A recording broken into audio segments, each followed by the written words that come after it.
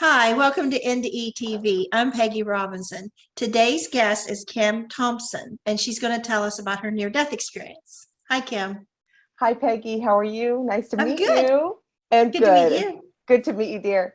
Um, I just really briefly, I'm so happy to meet you. I saw your story 3 years ago. It was amazing, and it was kind of a catalyst for me to continue. And since then, over the past 2.5 to 3 years, I've listened to literally hundreds, if not thousands, of other NDE stories like yourself. But my stories go a span about 30 years, and there was a time I thought I was like the only one. Me And too. so, I thought, oh my goodness, so special. And now I realize nothing special about Right, it. This is exactly. so common. So I have four different stories. One is a scary negative one. We'll get into that, but I want to do one. Most of it was over 30 years, like I said. And then the most recent one was only about a year, less than a year ago. Okay. Okay, and that was a positive one. So starting when I was about 8, I had a dental procedure with gas. I had to have a root canal. And so for an hour, I left my body in and out. I didn't leave the room though. So I never really thought this was weird. I was in and out of the body, up and down. I'd see the dentist, see the ceiling, and come back. It was very basic. There was no fear. It was just cool. It was like walking in and out of a different room. It was nothing strange to me. Um, and I didn't think anything of it. I don't even think I told my mom about it because it was so not, it was almost like a non-event to just leave my body physically like that. But I knew I was We don't coming have in words and to out. describe that stuff when we're little. No, no. And to me, it was absolutely normal. And then growing up, I was a spiritual but not religious person, but I always believed in God. But I was a little brat too, and I wanted signs and I wanted to see God, and I didn't get it.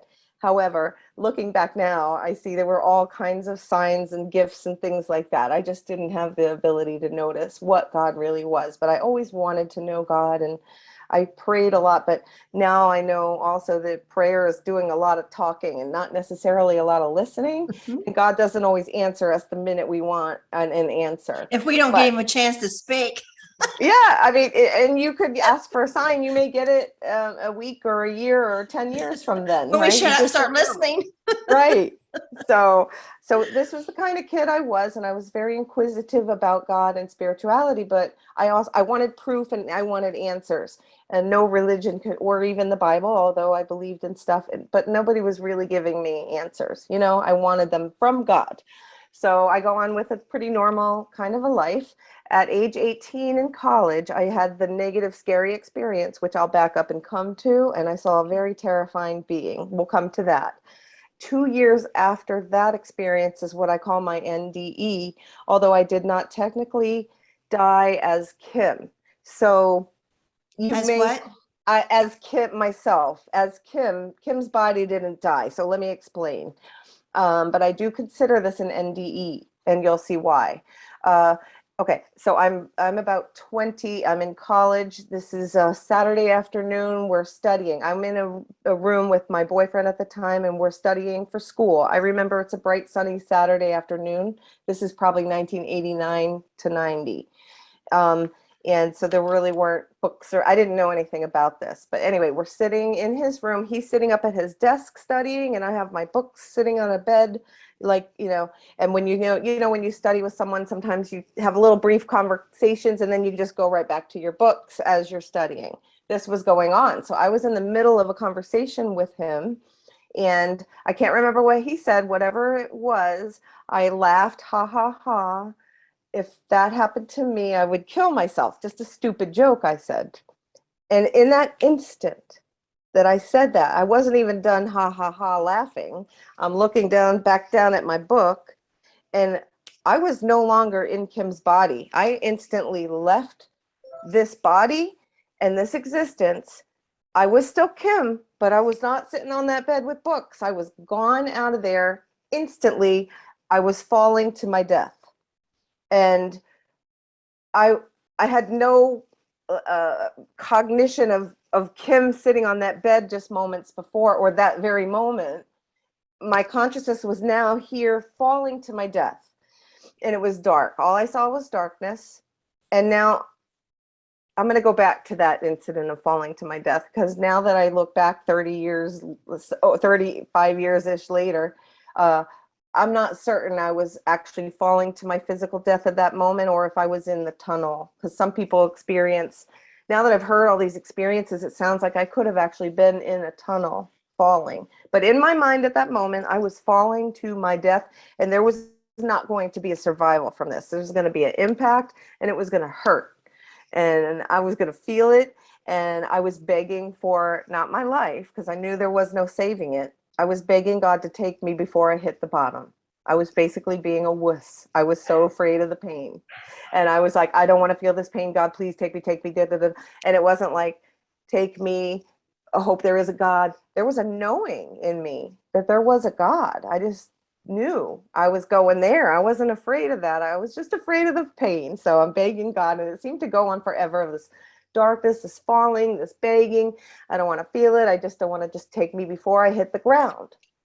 And then the next instant, I wasn't falling in darkness. And just as quick as I entered that space of falling in fear, I was now out of fear, out of darkness. It was, but there's no transition. It's like as if I blinked. So all of a sudden now I'm in this beautiful light. And I say I'm in it, but I was part of this light, and it was golden. I know people talk about white light. To me, it was pure gold light. And just as far as the eye could see, there were no eyes. Like, we don't realize this tunnel vision we have in these little eyeballs that we have until we're out of it. And we could see all around and above, and there's no tunnel vision. You don't have to turn. It was just this golden light everywhere as far as I could see. I didn't bother to look down and see if there was a body. It didn't even occur to me to do so. So I probably didn't have a body. But like I said, I didn't seem to have these eyes and this tunnel vision. And I could just see gold. And it was the most blissful, pure, peace, warm, love, bliss. There are no human words to describe the state of being, of how this felt. Love doesn't cover it. Bliss, euphoria. Some have called it nirvana, samadhi. There are all kinds of terms, but there's not one human term I can find to really describe to you how this felt to me. And my experiences are mostly feeling based, but excuse me, by the way, because I didn't see anything but this gold light. And again, there was no conscious thought in my mind of like, what just happened to me? Where's that body? Who's Kim? It's almost like there's no thoughts. It's just the most pure feeling of warmth and bliss and happiness and beauty and love that you've ever felt, that you've ever not felt in this human body. And nothing compares. There's just no physical, anything that I can come up with. The most fun, blissful experience on this planet compares to that. And it was not long enough. It was that brief. And just as quick as I blinked there, suddenly I blinked back. I was in Kim's body again, sitting on that bed with the books. And I don't know how long time had passed. My boyfriend was still just sitting at the desk doing his work, and he had no idea anything had just happened to me. I came into the body and immediately hopped off that bed and said, "Oh my God, what am I doing here?" And he turns, he's like, "What do you mean? Where are you supposed to be?" I'm like, "I just died. I just died." And he's like, "What are you talking about?" And I think I tried to explain it to him, but yeah, he's like, "Okay, you just fell asleep and had a dream." But I did not fall asleep. I didn't have a dream. I didn't have a You were just talking. You were just were sitting there talking. talking. I was and sitting there, studying. books around me, and there wasn't even, like I said, I wasn't even done laughing. I was like, ha ha ha, boom, out of there. Oh, and let me also back up to this fear and dark space. I felt there was someone with me. And I don't know to this day who that was. I don't think it was a physical being like a human. I mean, I've gone through so many scenarios of what I thought this was. Maybe it was a memory of a death from a past life.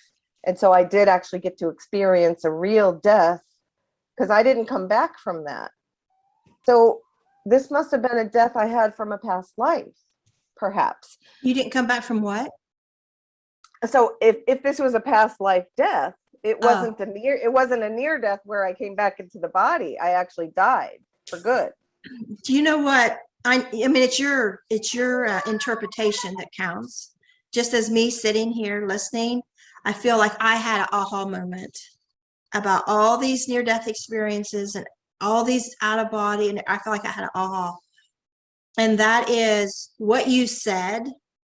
That what was it like? You would just kill yourself if that happened. Right. It was the And joke. in my feeling, now I could be wrong, but this is like aha moment I had. My feeling was like, it's because of other experience I've heard, experiences I've had, and it's like all come forward. It seems to me like God heard you say that, and he wanted you to see something right now. And he created this vision, this experience, real experience for you to experience as soon as you said that, kind of like a parent that wants you to stop that right now.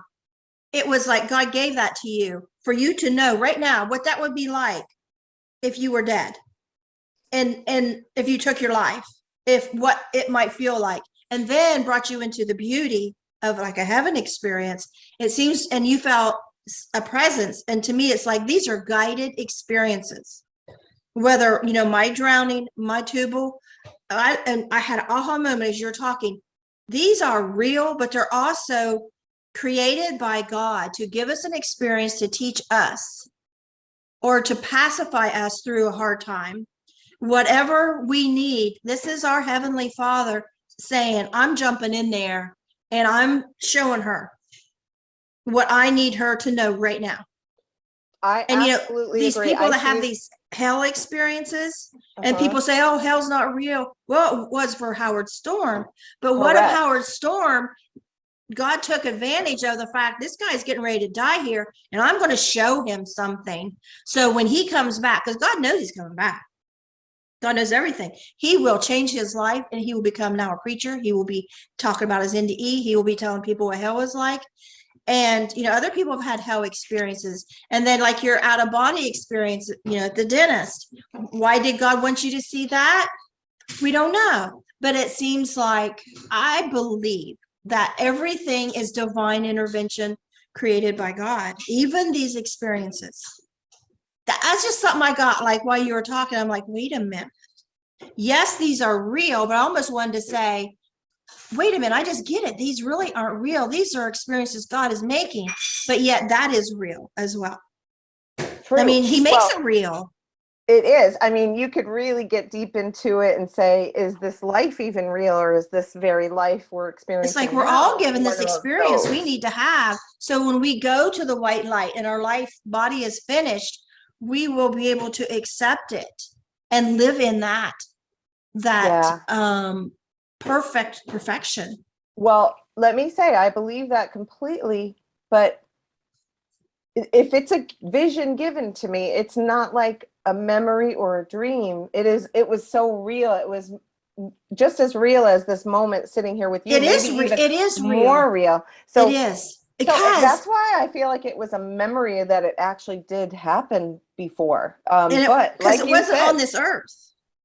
No, it wasn't. It wasn't on this earth. You were taken and shown and experienced. Yeah. And you know, it almost, when you were talking, I hate to get off topic, but I almost felt like, oh my gosh, my NDEs weren't real. I never felt that before. But then because we think of the word real as it actually took place. Well, yeah, in our minds they did. But I just felt like God's still in control of all of these. You know, they're also different, but yet they follow it. What to me, it's like God's communication with us. It is, but here's the other thing that I think humans have trouble with. We have trouble understanding that our human consciousness, our soul, our consciousness, whatever you want to call it, it is not really attached to this body. It doesn't need this body to continue. And we have a hard time accepting that we can leave the body, come and go, we can die, we'll go somewhere else. We're that free. And we have lived forever, and we have been multiple different beings, people, planet, whatever. We've been other things. And I don't know about that. for a long time. I don't know about reincarnation. I Well, don't know. One thing I didn't tell you, as a kid, back before even the dental experience, I was a weird kid. I mean, from like age 4 or 5, I was asking very profound questions to my parents and whoever I could about God. I just say I can tell you're highly intelligent. Oh, well, thank you. I Well, can tell you are highly I'm intelligent. highly curious, highly Well, to deeply me, curious that's the for my intelligence I whole can life. relate to. You get in Yeah. here and start talking And I science wanted and to, geography, you're going to lose me. But what right. we're talking about, I wanted to know it. I wanted to know, see proof of it, and let me, all of that. But I had memories as a kid of past lives. I didn't know what those memories were at the time. I thought those were actual memories from this life. And so I would question my parents, like, remember so and so and such and such. And we remember we were in that car and we backed up into the water. And my parents would look at me like, that never happened, Kimmy. We don't know what you're talking about. Well, don't you remember so and so people? And we did this and that. but And they would look at sometimes each I other. wonder, And are those our past lives or are spirits around us and maybe they're moving into us and we are remembering their past lives? I don't well, know. that's Because we assume I have this uh-huh. memory, it must be my past life. Well, what if it isn't? What if, because I remember as a ghost child after my drowning, just, telepathically talking to this kid, what if he would have picked up on my memories as a child? What if he Correct. would have picked up on my memory of just drowning? Maybe, Right. I mean, I do. And I we think come to it's all conclusions sometimes possible. too quickly, I think. You're very right. One of the questions I had as a kid was, I know how it feels to be me. How does it feel to be you? Can you tell me? How does it feel to be you in there? Do you see the same way I do? Do you have the same feelings and emotions? What if I stepped in your body right now? How would I feel? What if we switched? Would it be the same? Would I have the same thoughts and feelings and emotions? I wanted to know. So I don't know. Maybe these are just answers God was trying to give me. Mm-hmm. So that happened, and I popped out of my body and was like, "What Sorry. And I'm only 20 years old, and I felt this light, and I never talked about it, but that sparked. So this is about 1989 to 1990. There weren't obviously the internet really wasn't Right. kicking yet and stuff like that. But a few years Those after things that, didn't happen, so we didn't talk about them. no, but I did found Raymond, the Moody's books. Later on, I found a whole bunch of books. But 2 years after that blissful experience, I found meditation. I found a meditation teacher. I, was learning a lot about spirituality and meditation. What I loved about meditation was that, when I would pray, it's kind of like talking to God, but meditation is kind of like being quiet and listening to God. So I didn't really know that. I didn't know what meditation was. The teacher just said it'll bring you happiness in your life. It'll make your life better and smoother. It'll be good. It'll bring you A personal teacher. power. Yeah, he was a teacher who's now since passed away. He was a teacher of meditation and enlightenment and Buddhism and spirituality, but Okay. mostly we talked about enlightenment. And he taught us about meditation and energy and all kinds of things that I'd never gotten to talk about, stuff I knew existed, but no one talked about. And here was this teacher talking about these states of consciousness and how to reach higher states of consciousness like samadhi. And he taught us how to meditate on the chakras and about energy and becoming one. And I didn't put two and two together at the time with my NDE experience in the light. I kind of put that aside and under the carpet and forgot about it, actually. And I never really even connected the It's similarity easy to of do. how until years later. I guess I'm slow. I'm not that intelligent. But, I do the same thing. I look back now, I'm like, my God, when I started to meditate and the experiences I was having and the feelings and the light and the kundalini coming up and the bliss. But here's the difference. It was going on within this body now. I wasn't leaving my body. I was still in it and having these moments of light. Now they were brief. It wasn't like, oh, I'm going in there for 3 hours of bliss. So, if I meditated for an hour, maybe out of that entire hour, I would get and it started less and would get more and more. Maybe out of that entire hour, I would get 4 or 5 minutes of actual peace and quiet and silence. And then with that comes this bliss and these feelings of just, you could feel the Kundalini energy going all the way up the body and filling it. You could sometimes get that in prayer, but you have to be quiet, because see, with prayer, a lot of times we get stuck in our mental minds and it's me, and I want this and blah, blah, blah. So with meditation, you have to shut that all up, and then you can become more connected with God because you can listen. So See, I'm not a fan of reincarnation. I'm not a fan of meditation either. That's just me. That's okay. I'm not a new age kind of girl. I'm an old fashioned girl. Yeah. Because to me, meditation is prayer, but taking God out of the equation. Oh, no, I don't think so. Well, for me, meditation is never taking I know for you, but for a lot of people, it is. A lot of people have told me that they're atheists and they're meditating, and I'm sitting here thinking, not you, but like the people that tell me in those ways that you just took God out of prayer. Right. Well, they may call themselves an atheist, but if they're meditating and they're feeling light, they're feeling God. You know what? Yeah, but they won't call it that. They say they do, but they won't call it that. Yeah. Maybe that's fear. Maybe that's we all have our own path and our own experience. We're all at our own level. Right. And that's why I have, all kinds.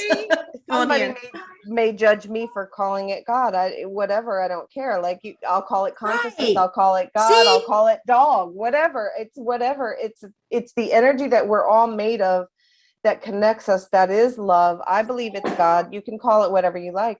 But I do believe God is in everything and everyone and all of us. And that's the energy that connects us. So for me, meditation is not at all taking God out of it. It's more like the experience of becoming one with God. Yeah, because you've been seeking God your whole life. It is. For me, it's like shut up that mental mind so God can come in and fill this body. Because I don't want to have to go leave my body just to experience God. I don't want to have an NDE like Howard Storm had. Now, some of these people who have seen Jesus and God, and yourself included, you had a horrible experience you had to go through to get there. God knows I don't want to have such a physically debilitating, or I don't think I have the strength to get through something like what you made it through, to be honest. I don't think I would have physically made it through it. I probably would have just become an alcoholic or something after that and just given up on life. And maybe God knows that about me, because that's in my family. And we do like to deny pain. We don't want to feel pain in my family. My stepfather was an alcoholic, and so that was never an option for me. Yeah. Well, my father was, and so I was very not careful enough, because I definitely in college partied. In fact, when we get to my negative one. Oh, I partied. Yeah, I just didn't cross that line. Yeah, I could have very easily crossed that line. And if something that horrible had happened to me, I don't think I would have had the strength. So you are unbelievably strong.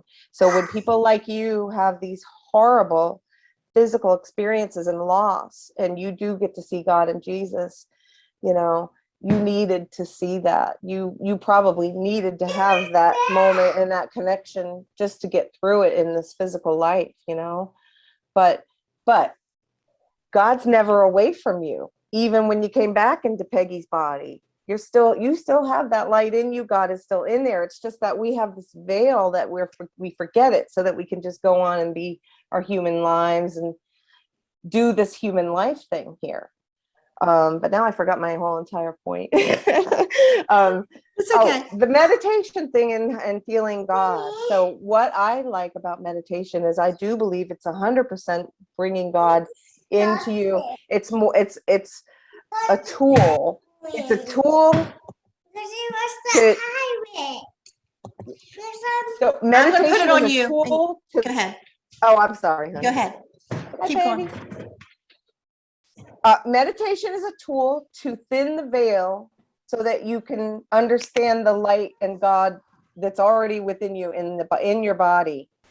And so you don't have to have an NDE and die and leave the body to experience the light and God, is what I've found from the past 20 to 30 years of studying this and studying meditation. So for me, meditation is all about God. It's about bringing it here into the moment, here and now, and understanding that it is here in this body, in your body, in everyone and everything.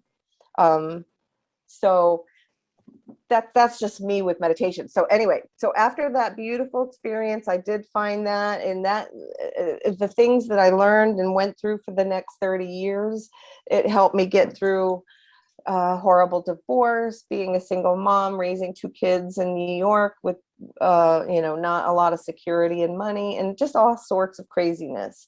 And we all got through it, and we're all fine now.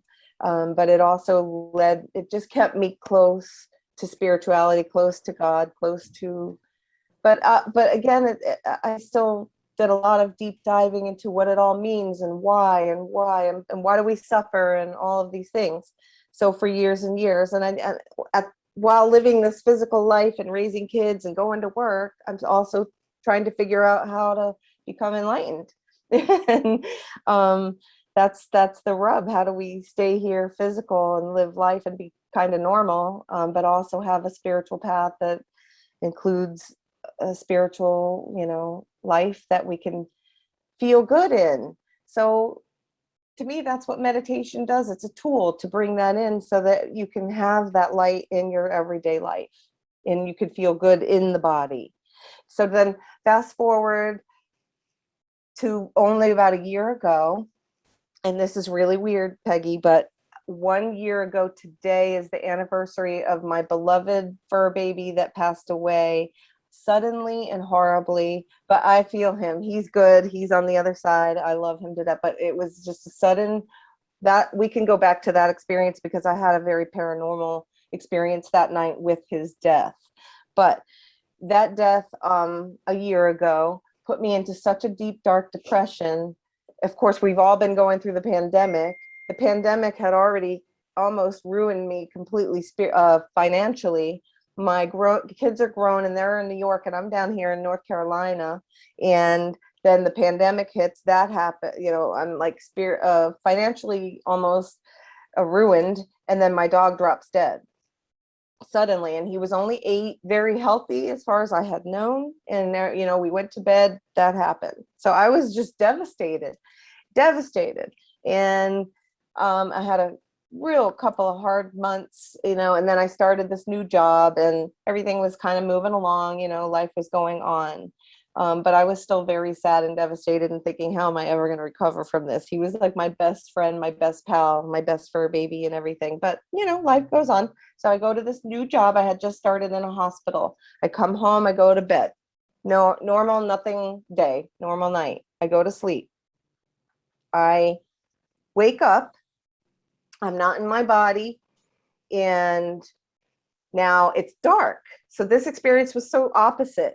With this one, there was not one moment of fear. I wake up, I'm not in my body. It's dark, but beautiful, just a feeling of bliss. And all I could describe it is like, I don't really see stars or anything. It seems like I'm just in the dark night and I'm near water, like the ocean. I don't really see that. I just sense the ocean, and I very gracefully, and I'm not like a super graceful person, but in this experience I was so graceful. I very gracefully kind of just fell backwards in the dark of night or the dark of whatever and floated down, and I had the perception that I was floating down into water like the ocean. Now this sounds like it should be very terrifying. Dropping into the water of ocean in the middle of night wasn't at all. And I just gracefully floated down, and I didn't feel a cold impact of water or an impact or anything, but I just, like I said, it just seemed like water. And then I'm slowly going down, but now I pick up speed. Now I'm being pulled like faster than the speed of light, and I see a light ahead, and it's a blue light, almost like the blue behind you, like that turquoisey blue with the white in the middle, but then blue and darker blue. That is what I saw. And it seemed like that was the top of the water. I say water loosely because I'm not 100%. Again, I wasn't struggling to breathe. I didn't seem to need to breathe. And I'm being pulled very fast, but the light is right there. At the same time, it's almost like the blue light is following me, and I can't take my eyes off of it. So I'm not looking around to see, am I in the water? What did I? No thoughts. My eye, I just, all of my focus is on this beautiful bluish turquoise light that seems to be bigger and bigger and following me as I'm being yanked down so fast and in a state of bliss and just pure happiness with no thoughts. But suddenly, human thought came into my mind, and I'm not afraid of water, by the way. I'm not. Always been a good swimmer, but if you drop me into the ocean at night, I'm going to be terrified. But I wasn't, and like this force or this my essence or whatever is just being pulled down, down, down, down, and I'm not afraid. I'm just happy. Then human thought came in suddenly, and I thought, oh, I must be pretty far down in the water now. I don't think I'm going to be able to make it to the top in time. And again, these thoughts are so weird because I don't need to breathe. I'm not struggling. I'm not holding my breath. I'm not struggling for breath. But for some weird reason, my mind thinks, oh, I'm not going to be able to breathe. Oh, so that means I'm dying. Oh, this is my death. And then I look at the light and I'm like, oh, hello, Father. And I had just this beautiful feeling like, oh, this is my death. It's time. And this is it. I'm drowning, really, you know? And hello, Father. And then boom, I immediately came back into my body, the physical body here. And I sat up in bed and I was like, oh my God, I really thought I was going home. But that light, so again, I don't know if this was an out of body or did I die? Because I live alone. I was alone in bed. Who knows? I could have actually had some event or died. I'm 55 But it was so years similar old. to your other out of bodies experiences. Yeah, except this was the one that there was no fear whatsoever. It was from the very beginning to end bliss and beauty and love, and just looking at that blue light. I could have just stayed there forever and ever. And you didn't need fear at that time. You needed a bliss experience because you were going through so much. Yeah. And so if you're going to be given an experience, like maybe another time you needed a fear experience to make you fear for your life because you were just like, oh, I would just kill myself. Like you had no value in your life. And at this point in your life, you needed some rescue. I mean, you were drowning. Literally, you were drowning in your despair. And it's just like God just like paints you a Birmingham. Remember that song, Paint Me a Birmingham?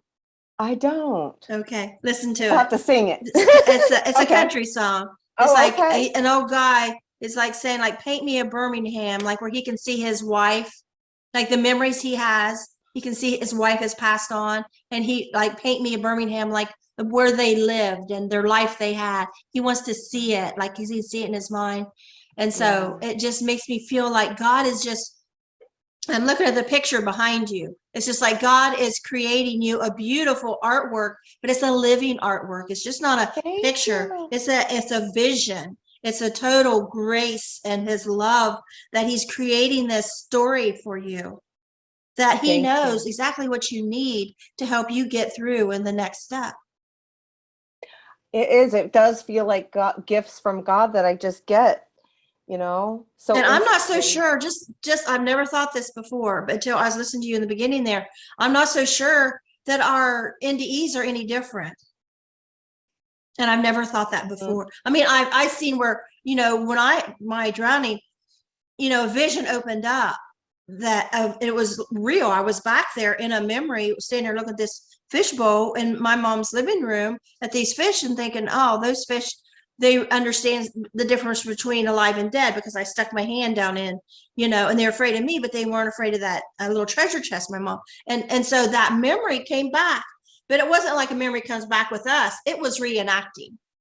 We were there, only like on steroids there, like really paying attention. Absolutely. Because yes, Peggy, I cannot stress enough to the viewers how real all of these were.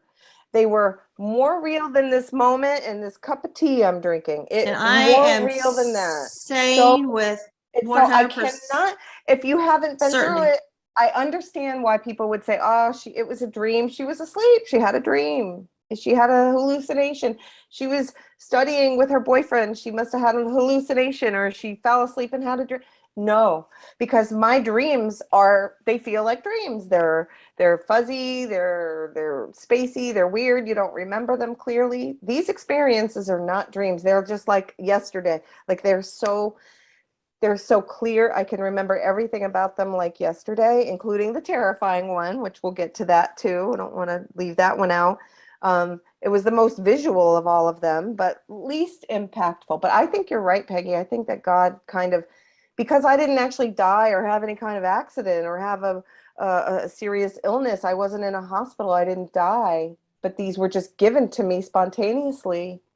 Who gave them to me? Who decided to pull me out of my body and Exactly. do that? Who gave me those Exactly. And experiences? that I is the didn't do point. it. I didn't do That it. that's You the know? point everybody's missing right there.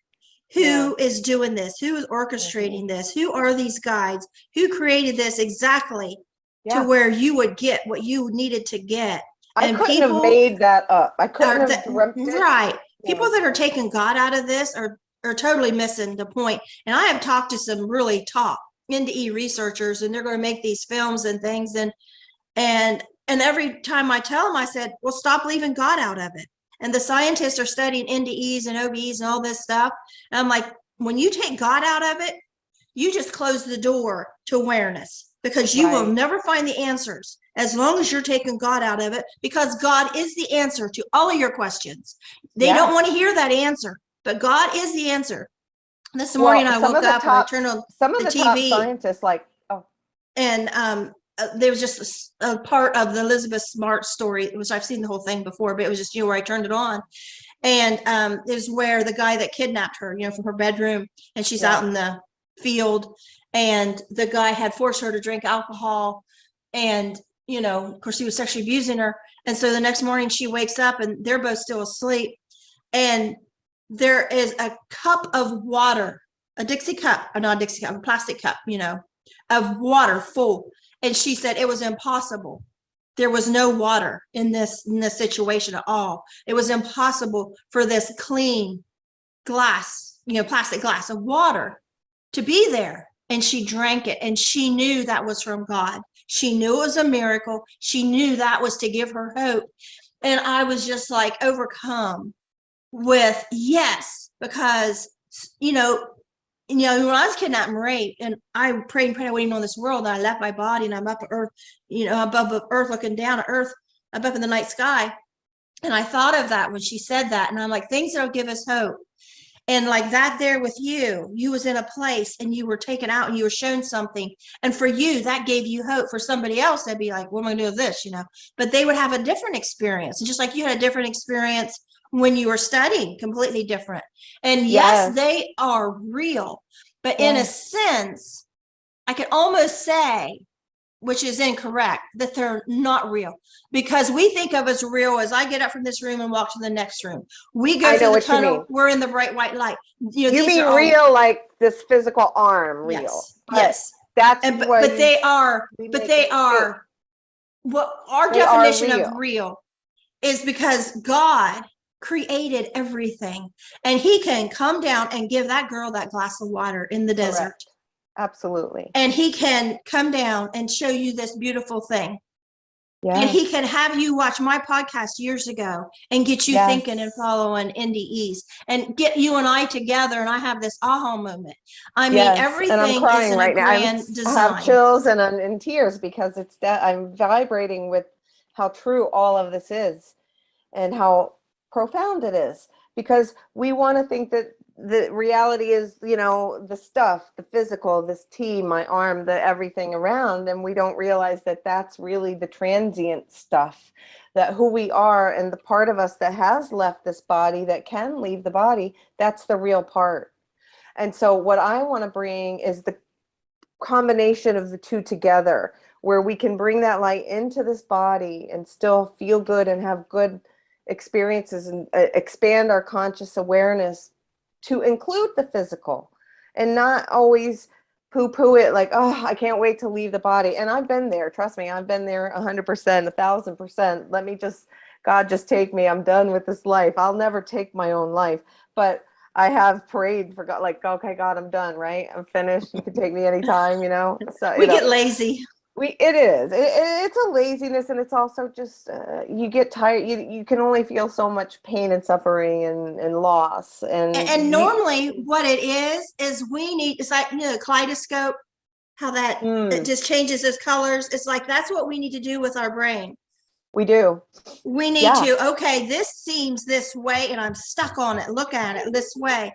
But I need to rearrange this scenario to where I see the good in it, where I see the silver lining, because we can focus on the bad. Like my mother said something to me horrible the other day. And like through Christmas, I was focused on it. I was focused on what she said and her hate towards me, and just feeling like she really got one up on me. And I started realizing, why do we keep score? How much somebody got on us and we never got them back. Why do we do that? And so I'm thinking, I need to rearrange a scenario and realize how much I have been given. And if that's all she has to interject is bad things, that's on her, because I'm doing something else. I mean, I had to rearrange the way I was thinking about it, so I didn't carry this. And like when you lost your job, I mean, or your business and things, and the pandemic and your dog, I mean, we can think, rightfully so, like, why am I given this crap? When the whole world seems to be getting, we can feel sorry for ourselves and feel targeted. And that is a road that leads down in a pit. It can. And I probably could have, and despite all the experiences I had had and tools I had learned with meditation and everything, you can only take so much. And that was good, and I was like, oh my gosh, am I really gonna, do I really want to keep going through all this? And I knew I was, you when you're in that pit, you're going to get out because you've been in it before, and you'll get out again, and that life goes on. And I knew my dog wasn't dead, really, although he physically was, and I was never going to see his physical self again. You grieve. We can't get away from grief here.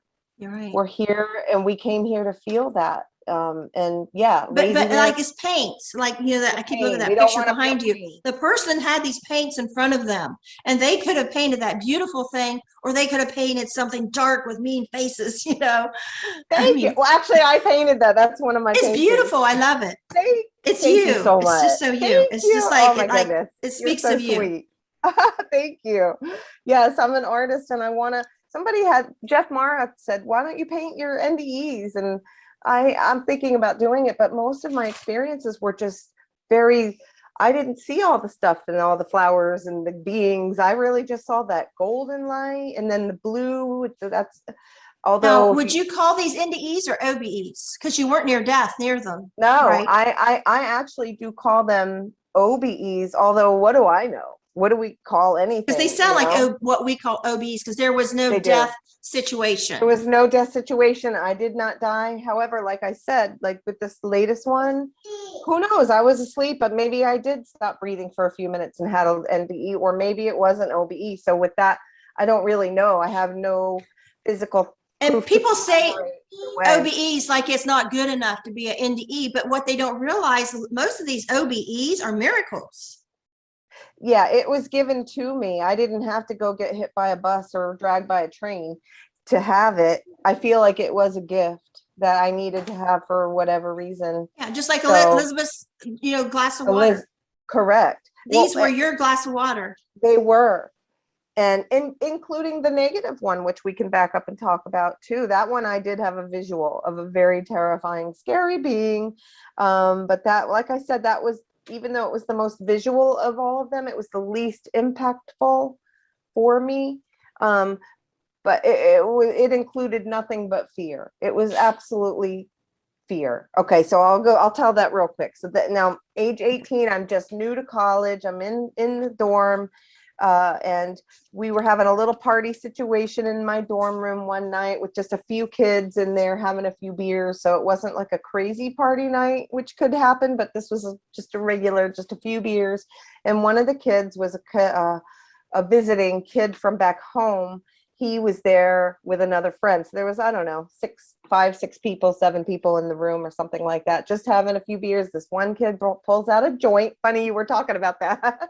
So this one kid, this visiting kid, pulls out a joint and lights it up, and we pass it around, and everybody has a couple hits of this joint, and we all have a few beers, and then they go home and leave.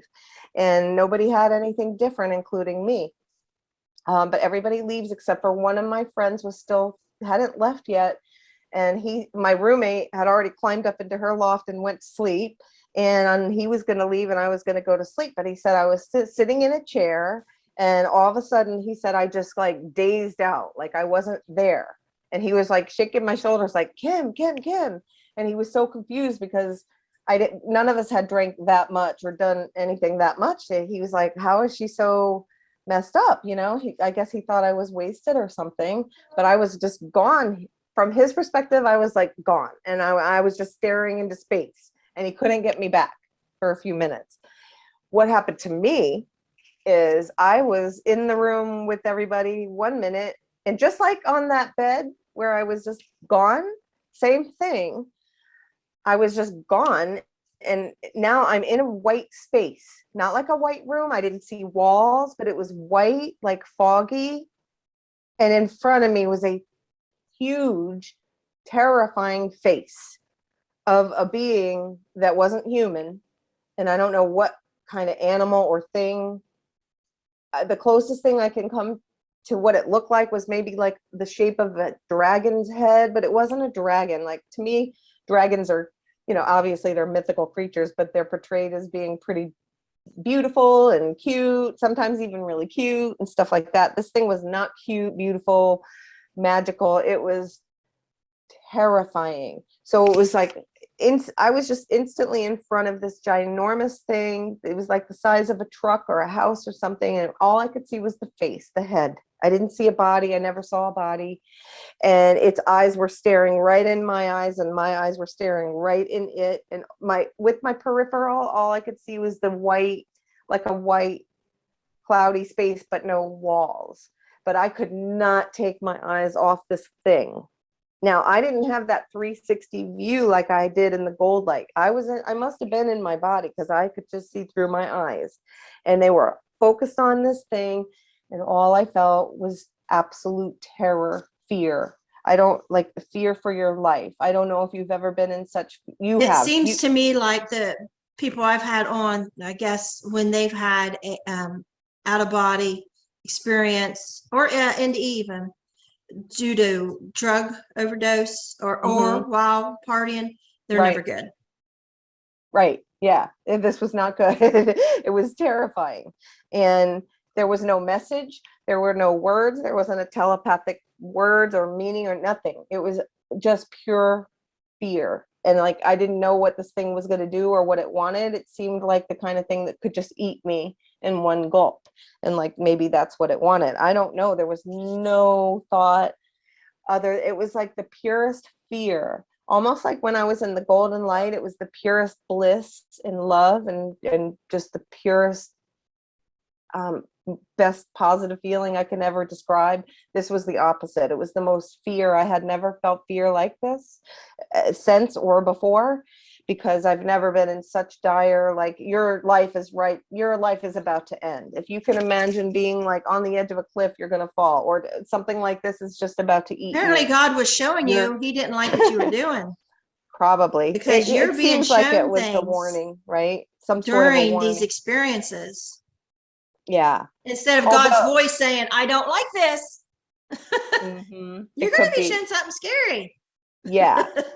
And that's what happened. And I couldn't even think of what to do. And finally, when thought came to me, I remembered God existed, because I was in such shock and fear. I didn't even remember who I was or that God was even a thing, right? You don't think. Suddenly I remembered God, and I said, oh God, I could pray. God help me. Boom. Just as quick as I was there, I was back in Kim's body again. And my friend who was in the room said, I kind of came back into myself, like I was gone, but my eyes were open. He said I kind of came back, looked at him, and then I just fell asleep. He thought I just passed out and fell asleep. He put me in the bed and left. The next morning I woke up. It's like the minute I woke up, I remembered everything. Like it was so clear. I jumped out of bed and I was like, what the blank was that? For weeks, I couldn't get it all in my mind. I was questioning everybody that was in that room. Did you all play a joke on me? Did someone put something in my beer? Because I knew I didn't drink that much or have that much. And everybody else had the same and nobody else had that experience. I even went so far as to question the kid who brought the marijuana. Did he put something in that?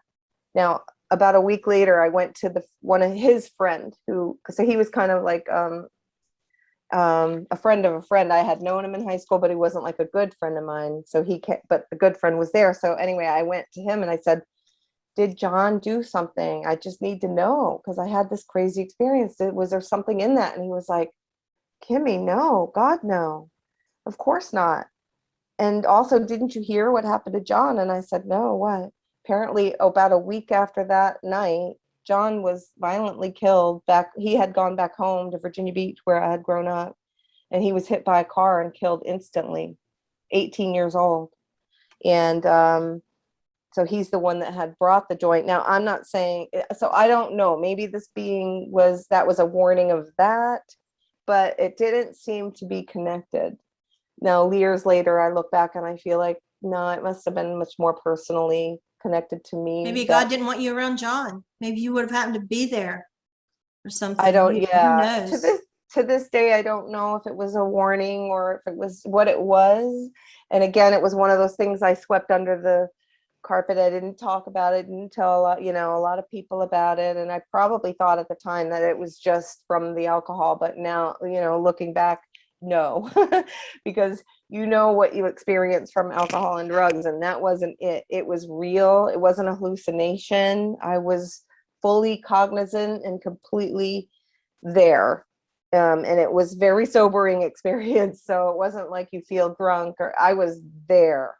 And the next morning when I woke up, I knew it had happened and I just couldn't ever explain it. I wanted to explain it with somebody slipped me something as a joke or whatever, but that never happened.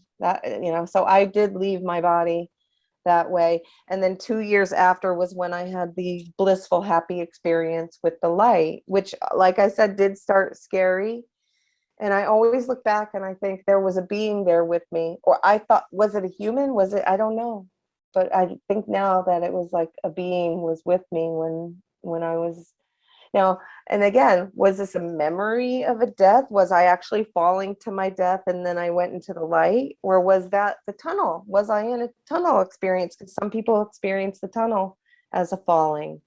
And then with this last one, again, with the falling, or I was like being pulled down, but not this time wasn't scary at all. So you ask, were these NDEs, OBEs, gifts from God? Maybe all the above. I don't know, but they have impacted me. I've never wanted to really talk about them. There's very few people in my life I've told, for obvious reasons why. We get to this age where we question everything. Yeah. We look back because we're slowing down now. We're not as busy as we used to be. Our kids are grown and things. I don't care as much what people think if they think I'm crazy. Right. And it seems like they all tie together for a very important reason. And now I'm studying consciousness. And I want to get back to what you said about the scientists and spirituality, because the really good modern scientists these days are the ones that do agree that God must exist. They think science proves God does exist, and they want to blend the two together. They believe that the answers that we all seek to everything is the combination of science and spirituality. So there are those scientists that believe in it, and it's coming. It's just slow coming, but like Bruce Lipton and there's another one, Greg Braden. These are really top of the edge of the scene of science and quantum physics and spirituality, and they've written books on how we can combine the two to to be physical now, to actually give us a better life, and not just for us, but to help others. So I don't know. I just, those are things to check out, things that I've been studying and reading for years now, and consciousness and what it is I think our consciousness is a part of that light of God. So I don't necessarily think God is some separate being, and maybe that's what atheists struggle with, because they believe in something. At least some of these atheists that have had NDEs, they must know now. I'm getting a Like Howard visual Storm. of a scientist or astrologer looking through a telescope to look up at the sky with the caps on. You know, until they take that cap off of their own blindness, the truth they don't want to see, until they take that cap off, they're not going to find the answers. Because I'm not an intelligent person, but I'm telling you, in my 60 years of life, the conclusion I've come to is the only answer that makes any sense is this is all God at work. This is all us seeing God at work and how he communicates through out-of-body experiences, through that cup of water, through, you know, me as a teenager about to be raped, and I'm praying, I wish I wasn't even on this earth, and then I'm up in the night sky looking down at earth.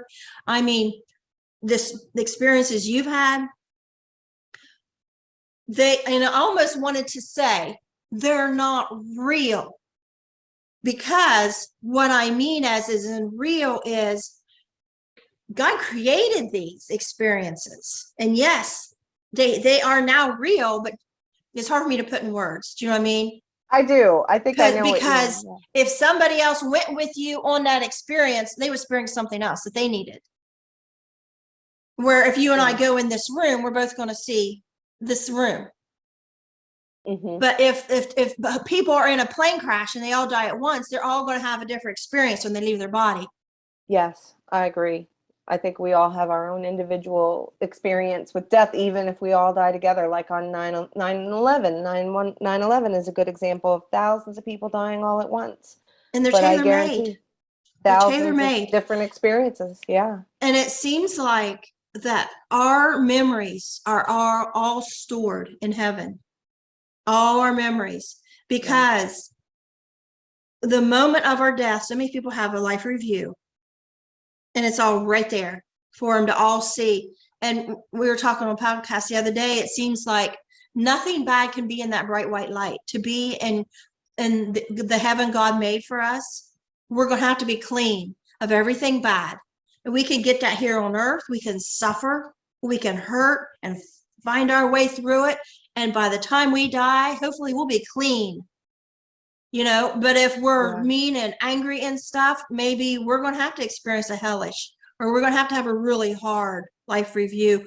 And I'm starting to get the picture of all these experiences and what each person's being shown and what they personally need, all tailored for us. And when we're continue to live, they help enhance our life. You don't have somebody say, I had a near-death experience, my life is worse. Right.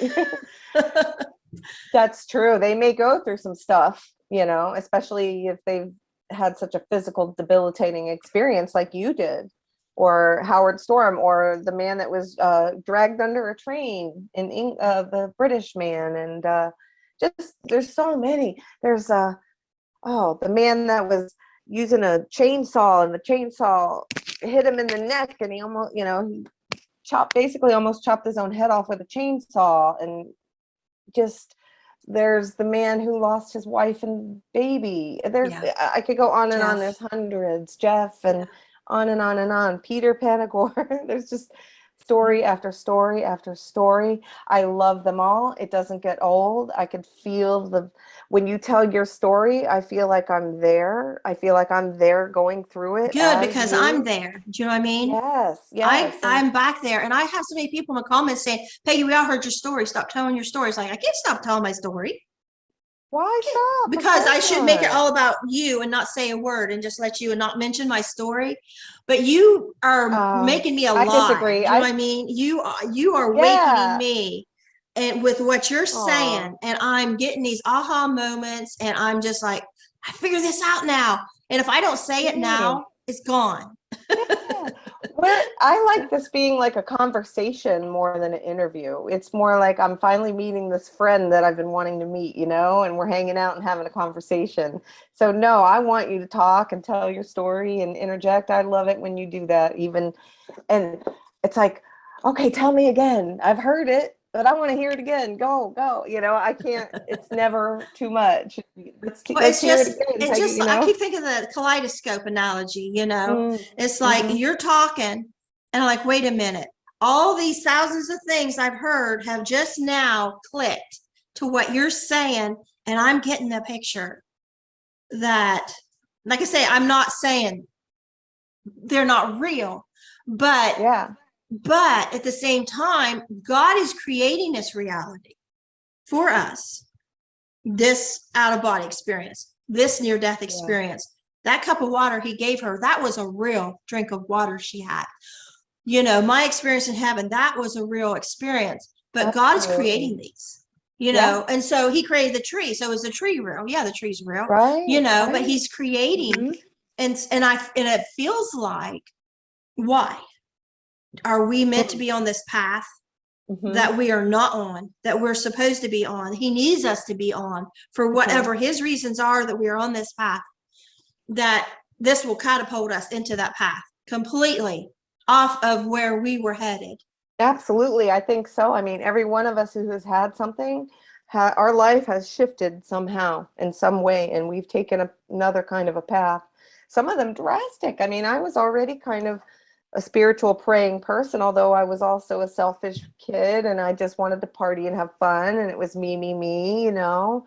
And, but I was 18. So, you know, I don't know. How would I have turned out if I hadn't had that? Maybe not so compassionate. People say, well, if we come, what do we come here for? Why do we have to suffer? Why did we have to go through this? Why did kids get sick? Why did people get murdered and raped and this horrible things that happened to us? Why? And that's a good question. Why does God let that? If God is real, why does God let these things happen? And it's like, well, because God knows we're this is all temporary. We're not actually going to die, and it's a little play. God put us here to go through these things and remember. It's not like he said, okay, go down there and you go get raped. No, because you deserve that. I don't believe that is what it is at It's all. okay. Sorry. No, you're It's fine. okay. Stop. I'm sorry if I said a word that we may even be talking about things that little kids shouldn't hear there, but She can't hear I you. think, okay, I think we're meant to learn to overcome these hardships and get through it, and know that you can get through anything and make it through, even if you do die. When you die, because we all are going to die, you just it's not over. And so you can feel the bliss and the light when you die and go there. And then you can somehow bring the bliss and light into this human body consciously and feel it here as well. And then something else happens when you realize you can bring this peace into this physical life, even though it's a life of suffering and duality and heaviness and everything. Despite all the fear and the pain and the hardships, if we could still bring that light into us, now we're going to have a third type of experience that's different than when we go into the light and it's pure bliss. Okay. Right. There's nothing else. Like in that light, I couldn't have even thought of anything dark and fearful. It wouldn't have come there. It wouldn't have crossed anything. It doesn't exist there. And then in the fear, there was nothing but that. Excuse me, in that moment, until I remembered God, and then it was gone.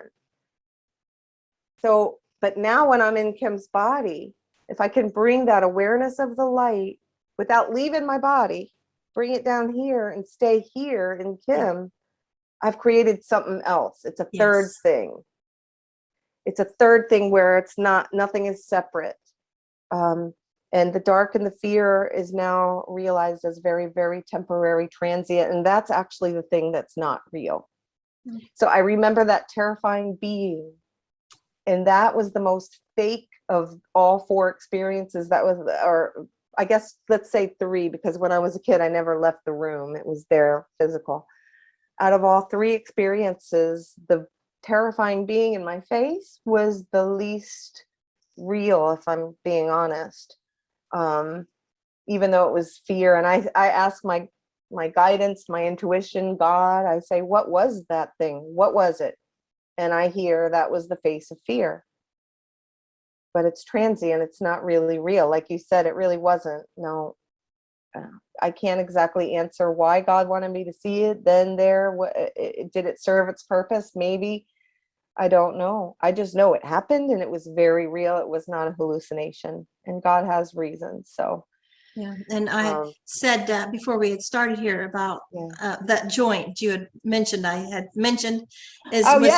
the dentist office, they had just numbed me and not gave me the laughing gas, which before the other dentist always gave me the laughing gas after the the numbing. And because I have anxiety. And so you would have to really double me up. So, but this dentist didn't give me any, didn't give me the laughing gas, just got this. And then all of a sudden I asked him, I said, what did you just give me? What kind of narcotic is this? Because I felt like I had just smoked a bunch of joints. But it was just the numbing stuff. That's all. Yeah. They said, it was just numbing. We didn't give you anything to make you feel like that. So that's when they started checking my blood pressure, and my blood pressure was going way high. So they thought I was having a heart attack. They kept checking it, and they called the squad. And I kept telling them, no, my husband will be here in a little bit. He can take me. And my heart's fine, because I had it checked before. They said, you got the heart of a 19-year-old. They thought I had a heart attack on the job one time. They rushed me to the hospital, and they did the stress test, and something showed up. And so they did the heart cath, and they pulled me right back out. And they said, you got the heart of a 19-year-old. And so I knew my heart was good, and I knew I wouldn't have a heart attack, but I didn't know why I don't want to say floating, because I didn't feel out of body, but I did not feel my body. I did not feel any anxiety. I felt high. I felt like I'd just been smoking some good pot. It's like some mellow pot. Oh my goodness. And you don't get that just from the numbing. What do they call it? They said, we didn't give you anything. And so they rushed me to the emergency room, and they're like, where's your pain? I was like, I'm the opposite of pain, That's what I was telling you. And so, they said, they told me that actually people that have never had, it's not really allergic reaction, because you're not allergic to this medicine, but it's common, they said, for this to happen at the dentist office. People that's never had a reaction like this to have this reaction. And so, we called my other dentist. What did you give me before? It was the same numbing medicine. They just didn't give me the laughing gas. And I said, maybe this always happened. I didn't know it, but before they always gave me the laughing gas. It was natural. I was floating. I was really high. Oh my goodness. And so that was natural, but I didn't get it. It was just like my body created the laughing gas. Exactly. Yes. Oh my goodness. And a few months before that, I had got very sick, and I passed out, which I pass out a lot because I have irritable bowel. And this is not a big deal. When I get sick, I'm passing out, And so, but this time I was sitting up. Well, I passed out sitting up too before, but I don't know what reason, my body just puffed out of my body. And I'm between my body and the wall. My husband's come in trying to wake me up. And there's these people like in the wall talking, and they're laughing. And I'm like, what are you saying? What? And so this is a few months after that, the dentist office. And so I'm starting to wonder if I'm leaving my body easily for whatever reason now. Mm-hmm. The 30 years ago was the NDE. That's the last time I left my body. And I was, internal bleeding. I had reason to die, leave my body. But I've not left my body, other than drowning and the rape thing when I prayed and I was taken out. And then, and then these 2 things this year that's just like got me kind of like curious, like what's going on with me? Like you just seem to pop out real easy. Just popped out. I think we leave our body more than we ever remember. We leave it a lot at night during sleep. And we just don't have conscious memory of it. Or we think it's a dream. In fact, this experience I had, that blissful one that I just had like last March, I'm wondering if possibly I was already out of my body like normal, and that was me coming back into my body, and for some reason was given a moment to remember that moment. But there are some people who have memories of leaving their body all the time. There are some people that go farther into it and they do like remote viewing and astral traveling, where they're consciously now trying to leave their body and go have experiences. My and they dreams are even all in get here. proof. You know what I mean? Like when I'm waking up, you know, and Yeah. I remember my dream. It's all like, you know, oh, this was a weird dream. Wow, that seemed really real. But I never felt out of my body. Right. But you may be leaving your body and just don't have memory of it. And who knows what we're doing? We're dreaming, you know? Yeah. Sometimes I wonder, because I just sit and wonder. I mean, that's like say that's why I stared out the window for 12 years in school, because I just thought about stuff. And so sometimes I just wonder if I forgot what is it. If you're in multiple places at once, maybe your consciousness splitting off into different bodies. That's a theory that some people have talked about, that you actually have multiple Pegis around the planet in different bodies, but they're all tied to your consciousness. Oh, I know what I was going to say. Sometimes I wonder if they say somebody goes to heaven and say, but I really want to see my family. I want to interact with my family. They say, oh, you get to 8 hours a night when they're asleep. Right. That's your playtime. Go in there and play with them and do stuff. They won't remember in the morning. Like, if I wonder if God gives us that, you know, when after we're passed away, because we're going to be so sad we miss our family, you know. And then, you know, maybe God's like giving them an ability to create these visions like God's given us now, to where we learn something out of it. And he's given them ability. Now go in there and see what you can do, take out their memory file and create this scenario. And so maybe they will wake up and think, oh, stay away from that person. You know, that person's dangerous, or whatever it is that we're trying to get this person that's alive to enhance their life and keep them safe. You know, maybe, you know, that's me. That's my brain. It's just I wonder anything is possible, because I really don't think that we can even conceptualize the possibilities. And our human brains can't even conceive of how vast it all is, and God is, and the possibilities behind it. I know that since my experiences, I've had a few prophetic dreams. It doesn't happen every night, but there have been 2 or 3 really hugely prophetic dreams that they happened verbatim from the dream. One, and they weren't good. They were both warning dreams. So those happen. So there's something about time. And, you know, is there actually time, space? I think we are all connected by this consciousness or this light. We really are all connected. So when we can kind of leave our bodies, if Peggy can leave Peggy tonight and Kim could leave Kim, we can go meet somewhere and hang out. We're still separate, but we would be more have to worry about connected. Right, we wouldn't. We can hang out and fly around, and you'd still be you and I'd be me, but we would be more connected as the oneness that we really all are together. Something happened. We really aren't separate. Something happened one day that got me really start thinking about all this. And then I started really remembering my experiences and trying to make sense of them, because my kids come home from school one day, and one of the girls was mad and upset. And I was like, what's wrong? And she said, I have to write a story for school. I can't write a story. And I said, let me try. Like, I've never wrote a story before, but I think I might sound fun. Let me see what I can do for you. See if we can get you an A, you know? So I got up on the computer and I sat alone, have this loft off the bedroom. And the kids was down here watching TV. And I just wrote up this story about something about this guy, and he comes in and there's a shower and there's this scenario and there's this stabbing and all this weird stuff. And it just flew out of me.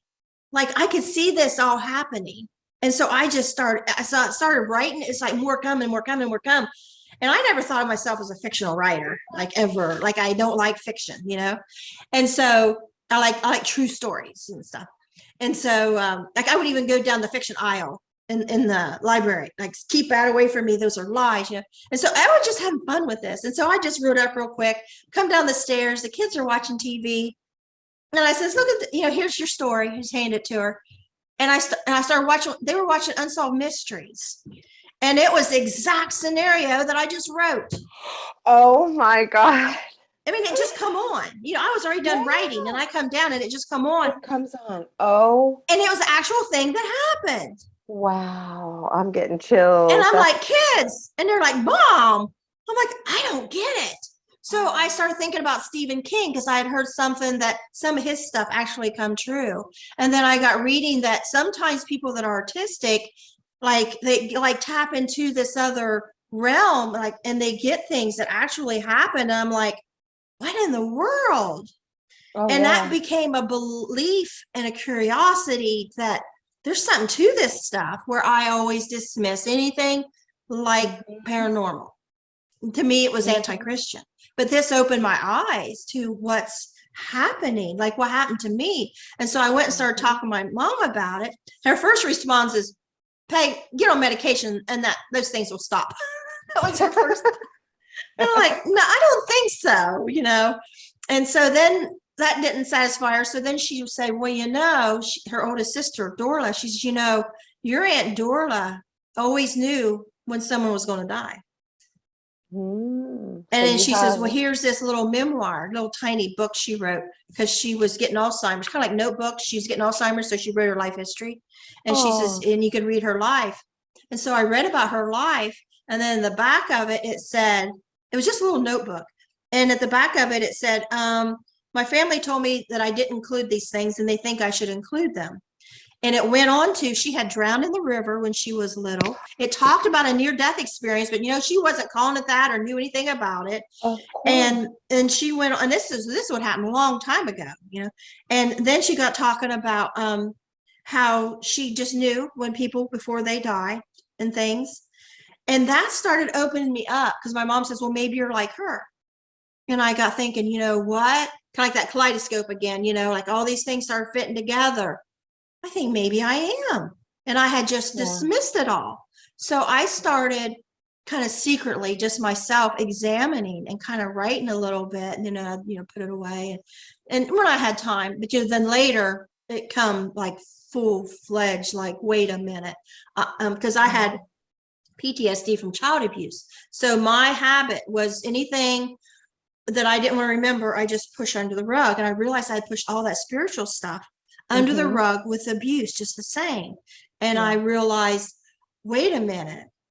Yeah, this stuff is ugly, the abuse that people say they don't want to hear and don't talk about it. But I need to tell it in order that I can also tell this spiritual stuff for people to understand how wonderful that is, that I was rescued. A rape is horrible, but I was rescued during the rape. I drowned and that hurts and it's awful, but this all happened out of my body. You know, this tubal pregnancy, I lost my twins and it's honestly just horrible, but this happened. And so I don't understand it. And so that's when I grabbed the laptop and just started writing, and ended up 3 months later, because I didn't hardly stop and eat and sleep. You know, I was just like getting all this stuff out. I was like, now I have permission to get it out. And I felt like a spirit was behind my laptop standing there listening. I didn't see it, but I felt it. And I'm telling it was just like, it was guiding me. It's like, just start at the beginning, your earliest memory. And I'm like, but wait a minute, this memory, you know, in a baby bed, how can I have a memory to be? And it was telling me, don't question it. Just tell the truth, just like a reporter, just report the facts, and don't stop and question. And, you know, and I didn't have to, I suppose a liar would have to like make sure the dots fit. I didn't have to do any of that because it was all true. It was just, I was reporting. I was just telling. I wasn't saying, oh, wait, I can't tell people this. It's no. Just tell it, because something was telling me. And there we go again. We mentioned the other day, I stopped somebody. Stop and think about it when we say that. Something told me. Yeah. Who is that something?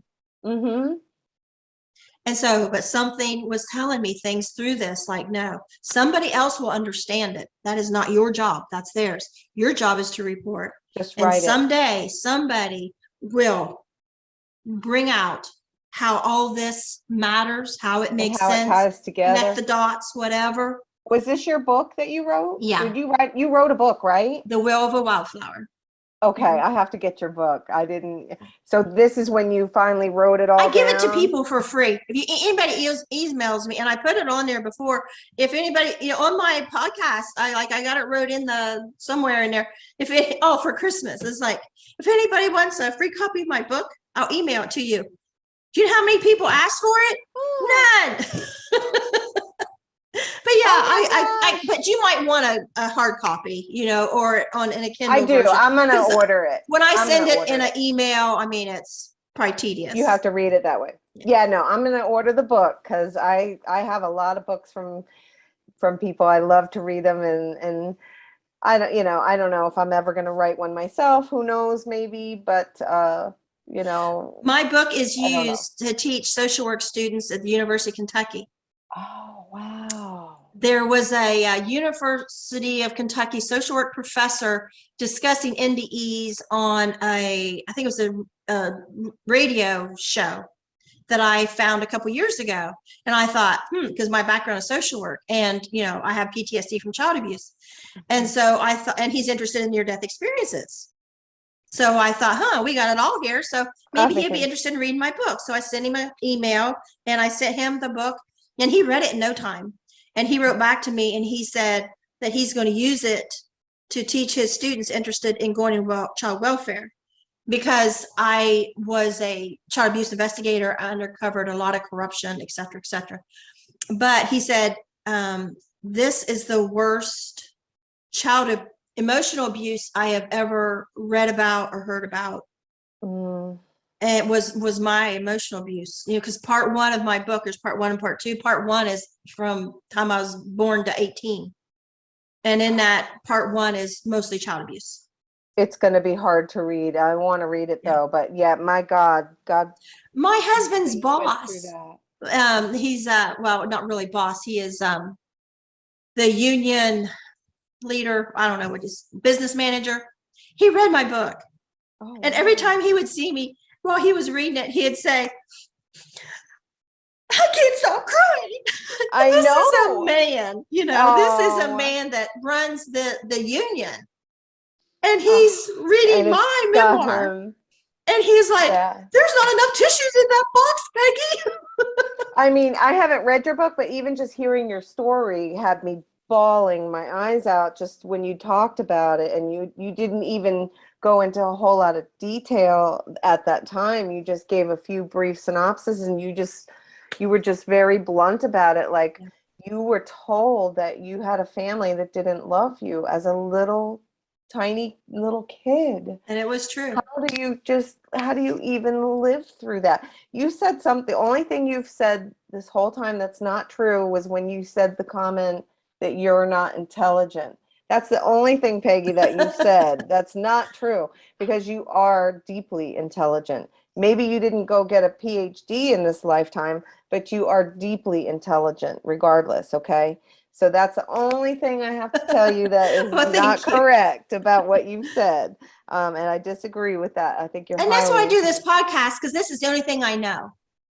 You know what I mean? It's true. I know this stuff. Like, I don't know, like, a lot of other things. Yeah. But this stuff I know. You do know, and you experienced it. And maybe you wouldn't have gotten through all of it if you weren't given those little gifts to see. Because when you came back and lost those babies, you must have been gutted, but at some part of you knew they weren't really dead, that their spirits were still alive. No, I didn't think that. Like, even when I was on, what's his name? NDE Radio, Lee Whitting. He said something about. Oh, Lee Whitting. Yes, I love him. He said something about, did you see the souls of your babies with you? And I was like, no. And he said, well, you know that you will see them someday and stuff. And so later I was on a podcast and somebody brought that up, and I said, that to me is like beyond my wildest imagination. Like, some things are beyond what you can imagine, that I would hold my babies again. I want that, of course, but to picture that, it'd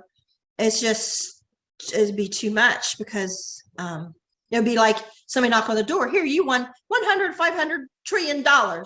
Yeah, I you don't know can't what trillion is, conceive of that. I can't conceive of trillion. Yeah, that's something I just, can't conceive of. Right. It's too hard. It's just too much. Yeah. You And know, I was angry. I was angry. I And am I think it's sure. normal when you Of course. lose a child, you're angry.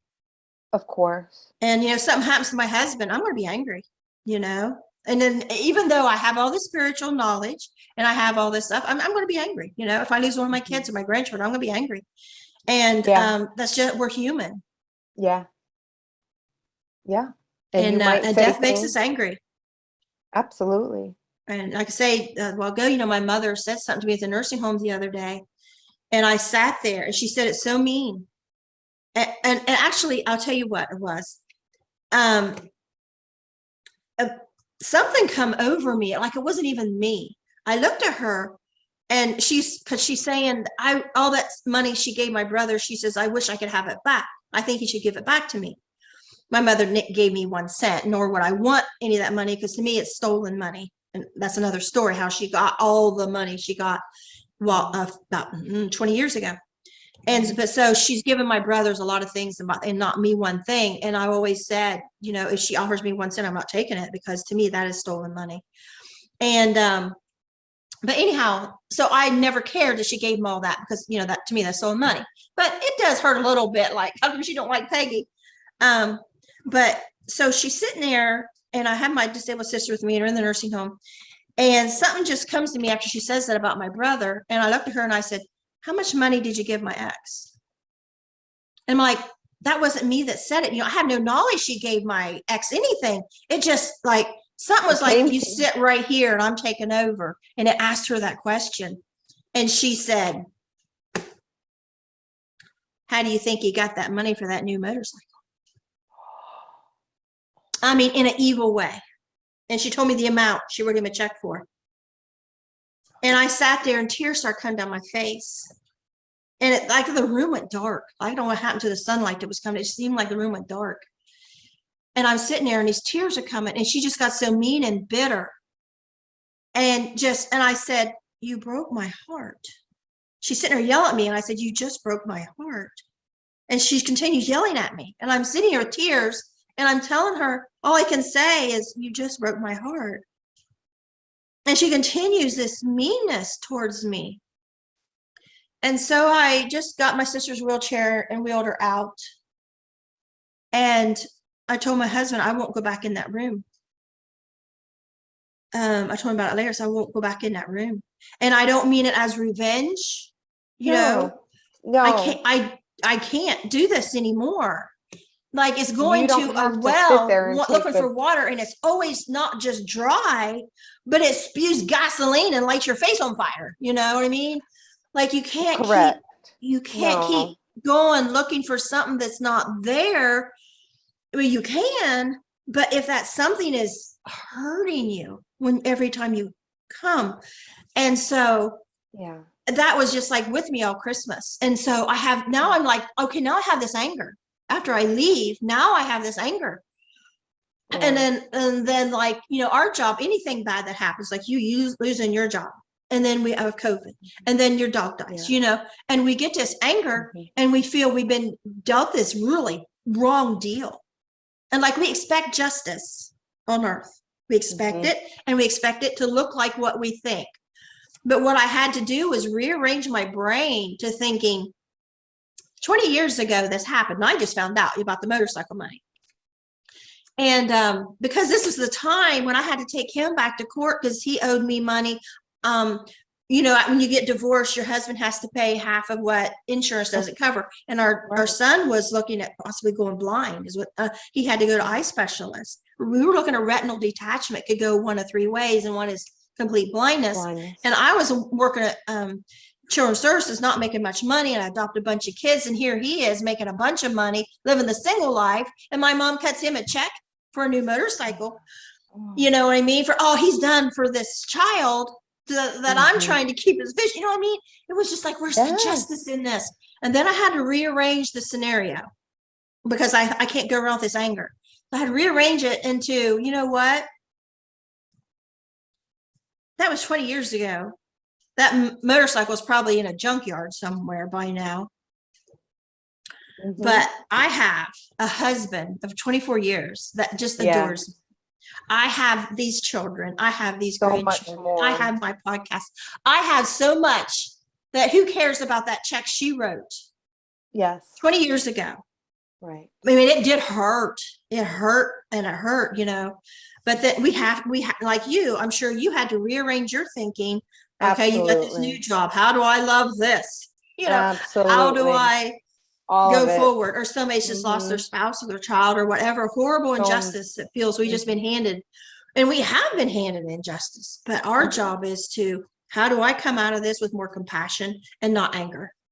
Correct. Absolutely. And you just hit the nail on the head too. Your realization of that, it automatically brings you a higher level of consciousness than where your mother is as well.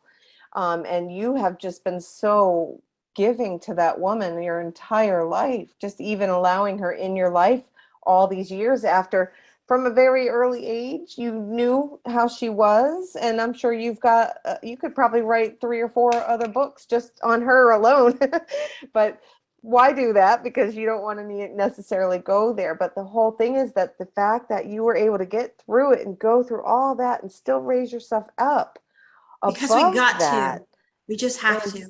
that's amazing, though. Do you know how rare that is? Because most people are just going to stay in self-pity and woe is me, and my mother But was that feels so horrible, and she terrible. was. It does feel terrible, doesn't it? It And I keeps have you to get down back to there. this where Yes. I feel I'm excited about talking to you and Which is the about God and about, truth. Yeah. I love that feeling. And Yes. that feeling doesn't happen in that anger, It in doesn't. that feeling of, I got a raw deal here. Yeah. And all those, you know, how do you get out of it? And it's a struggle. It's like something throws you down in a pit. Now you climb your way out. That's correct. And now you've just given yourself an opportunity to feel better despite what she did. And she could have had an opportunity back then to feel better as well by helping her own, flesh and blood daughter. If she had, she probably would have felt that good feeling herself, but she didn't. She lost an opportunity, and she lost all the many years of being a loving being. She'll have her karma to deal with someday with that as well. Every But time I go you talk don't to have to her, worry. it was always, so and so did this wrong to me years ago, and then this person did this bad thing. She shined a light on everything bad everybody else did. And I would eventually say, well, you know, Mom, this particular thing hurt me. You need to, get over that. And So but she won't get sounds over like anything. She won't give a dime. Do you know what I mean? No. Emotionally. Right. She It just sounds like can't. she's a narcissist or just she's I got don't know what some it is. very serious mental disorder or dysfunction, because how do you not, when I first heard your story, all I could think of is how do you have little kids like that and not love them? I can't even understand. I mean, the day my kids were born, I would have given my life for them, and every day since I would die for them. I can't Right. even understand. I still feel guilty now for just yelling at my daughter when she was 4 for something she did, that was just a normal 4-year-old kid, and I yelled at her. I still feel guilt over that, but so I don't know. I don't Yeah. understand And I just how told you my can son the not other love your day, kids. we She were must talking, be a very dark heart. Like, she must not. What a I hard don't life know. if you think of it from her perspective. I How do can't. you live a I whole life can't. without loving? You can't even love your own kids. Then there's something wrong there. And what a hard thing to be Yeah. her. And you're Yeah. not. And so you're the opposite of that. You overcame all of that, and you got to love your kids and your grandkids. You're the opposite of her. Yeah. And I told one of my sons just the other day, I said, if I ever hurt your feelings, you tell me, because I just start crying thinking about it. And I said, I will tell you, I am so sorry. And I will feel so bad. And my kids don't hear me cry. You know, I mean, I hide stuff, but I just couldn't help it. I know he could hear my crying over, I was trying not to, over the phone. And I would be so sorry if I ever thought I hurt your feelings. And, Yeah. but to sit there and me crying these tears and saying, you just broke my heart. And she just comes at me more anger and more anger. And I just got up and walked out. And because I cannot return anger to my mother. I can't. It's not in me. It's like, you respect your mother and father. And I feel like sometimes those things get us abused because we believe these things so much that we cannot like offend someone. But that's someone that you love too, even though they may have never returned it. You can't not help. If you have unconditional love for someone, it stays there and it waits for something, a crumb, throw me a crumb. But anyway, I have mommy issues. But I don't think that you are obligated to stick around and face abuse. No matter who it is, whether it's your mother, father, grandparent, you don't have to stay there and be abused. Yeah, I won't walk back in that room. And so, she's the same nursing home as my disabled sister. Yeah. And I just won't walk down that room. Yeah. Because of course you don't have to fight her and speak against her. You've been perfectly kind. So just to walk away from it, don't feel guilty for that. Okay. And this may even be your lesson to learn that, you know what, it's okay for me to walk away from this. Nothing's going to change. Yeah. I don't think God wants us to be abused and hurt. No. And I can't do these podcasts if I'm in an angry state. And she keeps breaking my heart. And then I walk away and then I feel angry and all those things. And I can't, keep digging myself out of that well. Your entire life, she's been pushing your self-confidence down, down, down. And you're just like a plant going, no, I'm coming no matter what you do. I'm going to keep on growing through the light. And despite how she's tried to push you down your whole life, you still have some confidence there. You still have a self-confidence. But she's definitely. My husband's sitting behind the computer here, sitting here shaking his head, yeah, to what you're saying. He said, yes, she's confident. Yeah, he likes what you're saying. Oh, and because you are strong and you are smart, and so again, I'm going to disagree with that. You're not intelligent. You are, and you're strong, and you can walk away from that. There's nothing in this world that says that you must sit there and take that kind of abuse, no matter what, even if it is your mom. And I asked her, I said, again, I've asked her this before, why do you hate me? And I'm sitting there, tears coming down my cheeks, saying, you broke my heart. She continues being mean. And I say, why do you hate me? Oh. What did she say? She just kept spewing out mean stuff. Something broken in her. I don't think she has the capability of love. And that's awfully sad for her. She kept bringing up stuff people done to her. Mm-hmm. And she's lived her life in revenge mode. Somebody did something to me 60 years ago, and I'm going to hate them forever. Mm-hmm. Somebody did something 50 years ago. I'm going to hate them, and I'm going to get them, and I'm going to, and people got to realize if you're in that mode, get out of it, because that's not the road to happiness. Find a road that will bring you back to the light.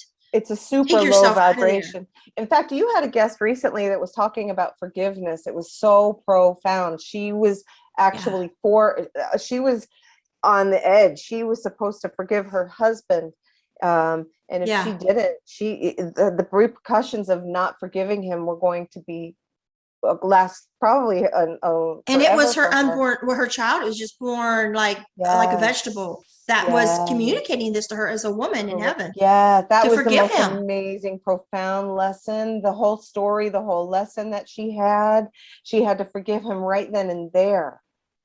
And that didn't make what he did right. And her baby ended up dying because of his lack of, doing anything, which again, that's just his shock and everything else. But she still forgave him. It was just so profound. But that doesn't mean she has to, if he were to continue to be abusive to her, I don't think that God would have said, okay, well, you stay in that marriage and you deal with that. Like, we don't have to continue to deal with abuse. We just have to learn how to handle it and then forgive it. It doesn't mean we have to stay there. and Yeah. face it and can keep And facing people it. say too, forgive it like there's a magic wand. Like, oh, I forgive. Yeah. It doesn't work like that. It can be very long I time. can say those words. Stages. I Mhm. could say them, but are they true? And does my forgiveness matter? I think it might be up to God to forgive Mhm. and not me. But I understand, Mhm. not carrying the anger stuff. Yeah, So, absolutely. but because people tell me all the time, have you forgiven? Somebody even named their podcast. They interviewed me a couple years ago, and I can see it online. It says Pegi trying to find forgiveness or something. Like, what the heck? You have no right to put that on me. Who said I'm trying to find forgiveness for whoever? That's not up for you to decide who and when I forgive and to put it on a podcast, to call it that. I really resented Yeah. it. In fact, she got me on the podcast, and while we're on there, she starts telling me, I want you to say you forgive Ians for this and that. I'm like, I had tears rolling down my face during this podcast because she's trying to force me to say I forgive so and so, and she wanted me to basically repeat after her and say these words. And I'm sitting there and I just start crying because she broke my heart by putting me on the spot like that and demanding that I forgive somebody for something that they certainly weren't asking for my forgiveness, nor were they going to change and do stop the abuse, Yeah. So it's a very personal choice. No, we all have our own relationship with our experiences, our lives. It's a personal choice. And like you said, it's between you and God, what you do and when you do it and how you do it. It's really nobody else's business. If I've got tears running down my face, I'm not in anger mode towards whoever. Do you know what I mean? Like if you're in an argument with someone and you start crying, you're not angry, you're sad. Yeah. Right. And so I don't know. Now, if I had anger, then somebody needs to help that person get rid of the anger. We may need help with that. But I don't think sadness is something that, if you're sad, your dog died, you're sad, your dog died. You're sad. I can't it's normal talk life. you out of being your sad. And like your beautiful painting behind you, I have found that when I lost my twins, I started writing house plans. I would sit all day and draw house plans. I was getting ready to build a house, and I worked and worked every day because 5 minutes, it felt like 5 minutes and 5 hours passed. I knew I just needed time to heal, and I was like somewhere else when I was doing my house plans. I was in those rooms. I was making the windows and the halls, and I was, putting where this light is going to go. I was focusing on all that, kind of like probably you would with your painting your picture. Yes. And our house now is 9,000 square feet. And I stood back one day and I'm like, that's a lot of depression. Oh, wow. This whole house was designed every time I got depressed. And, the first time we built the house was, we built the basement in 1987. And then we built the shell in 1990. And then I got divorced and remarried, and we built on a 2-story, 36, what is it? I don't know what it is. 36 something, like a 2-story barn, onto the house, but living space. Wow. And then later I got depressed. My husband was on the road all the time, and I started drawing house plans again. And I covered up our whole house because I want my ex to drive by and see the house he built. So I had my husband build all the way around the house so it's contained. He can't see it. He can't drive by and show his girlfriends I made that house. Wow, you are so amazing. Well, there was other reasons too. We had the adopted kids and they were growing. I wanted to each have their room. I thought they would go to college here, and there was other reasons than just that. But and then we had water come in the basement. I thought if we built around it, the water wouldn't get in the basement. I mean, I had other reasons. But so our house is like enormous. People call it the palace when they drive by. But it's not finished either because I know we're old and we're too tired to finish it. But still, I look back and I'm thinking, this was all out of my depression. All these house plans. So I got these ideas that this is going to look like this, and this, and it's still not finished. I still work. You're living inside your therapy. Yes. Yeah, and like you have your painting right there on your wall, but mine is like all these walls. I think it's beautiful. I bet your home is gorgeous. I bet it's not finished. Uh-huh. And it's going to be, it's because it's in here, how it's going to look when it's done. Yeah. Because it's not finished. It's my artwork. I call this house my Your artwork. art. It Yeah, is. it's my art. It's extremely creative what you're doing. Yeah. But see, It's I write it on amazing. paper and then my husband has to build it. Right? I help him, but you know, it takes a lot of money and it takes time. Oh And gosh, now we're yes. 60, we're both having, I have asthma and now he's getting asthma. Oh, And so no. I don't know how it's gonna get finished, but yeah, we gave away puppies at the nursing home the other day. And Oh, we had 9 puppies, and all the nurses at the nursing home took them. oh And my God. and so they said, "Oh, I know where you live." Because I said, "Well, I got 2 more homes." She said, "I know where you live," since we call the house the palace. Oh, I think that's beautiful. I think that's so neat that your house is like your living example of your therapy that you're living in, and Yeah. your creation between you and your husband together. I think that's really, really neat and cool. Yeah. I mean, like some people may, start drugs or drinking or stuff. I pick up paper. Pick up paper and start drawing a house. I start, yeah. Because, and this house probably never be finished. As long as I'm alive, it won't be finished because I'm not sure how I want this to be finished and this to be finished. It's not, and I've got brand new windows sitting in the garage. Where my favorite store in the whole world is the window store. There's a window outlet and you can get like $1,000 windows for like $100. Oh my goodness. So I love beautiful windows. And like this here is just a Oh, really yeah. old door, but we found this stuff at Lowe's and you peel it off. It's like a plastic, like a wallpaper, only it's rubbery. Is that what?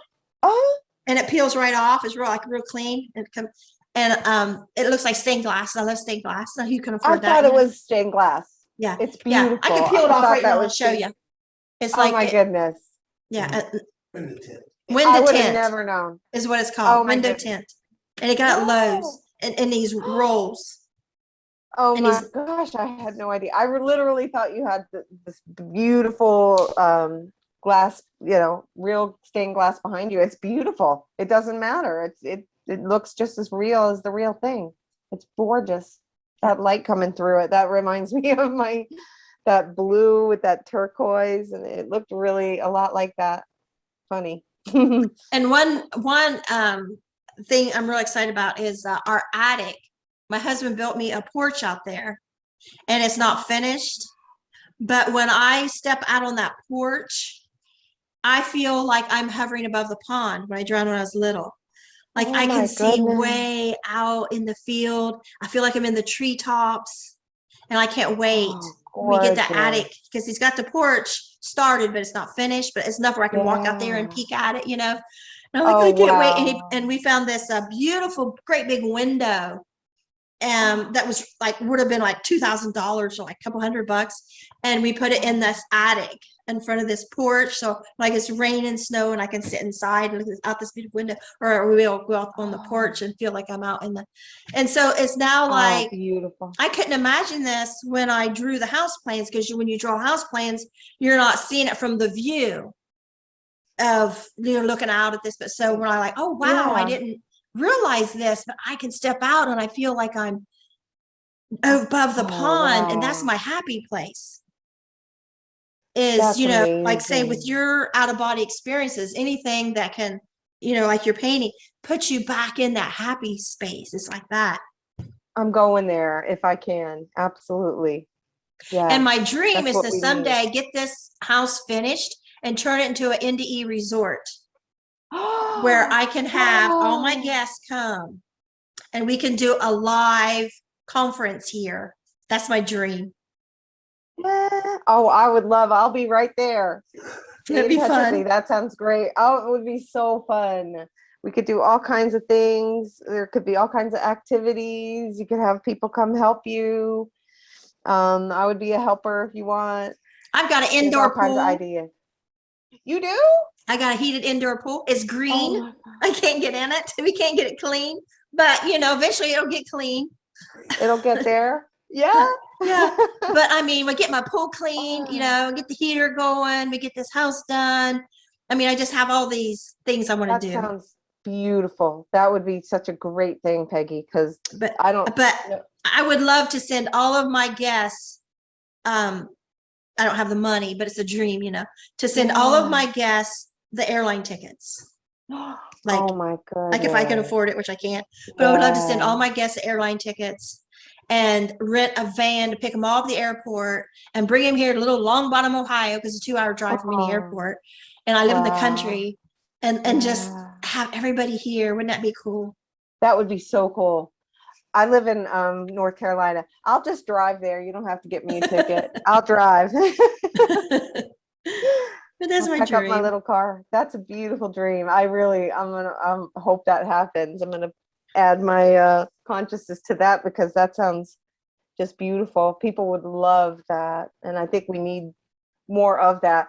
Part of what's happening with this NDE thing is there are little communities beginning in Facebook groups, and you said you have a group. I'll have to find out more about that as well. But the idea of all of us coming together and sharing our stories, and we don't have to prove it to each other. You know what I mean? I just told you what happened to me, and you believe me, and I believe you. We don't have to sit here and go into any kind of scientific hyperbole or anything about how to prove it to each other. We just know, and that's a beautiful thing. And I haven't had the experience yet, maybe because of COVID or whatever, but to get together in a group with a whole bunch of experiencers together, to me that sounds like the best kind of party. Well, So a I lady hope that just, happens. I got middle of the night, 2 o'clock, I couldn't sleep, looked at my phone, looked at Facebook, and somebody messaged me. And this woman, she messaged me a lot, and I just like have to pay attention. And because, it's a lot of words to read. Yeah.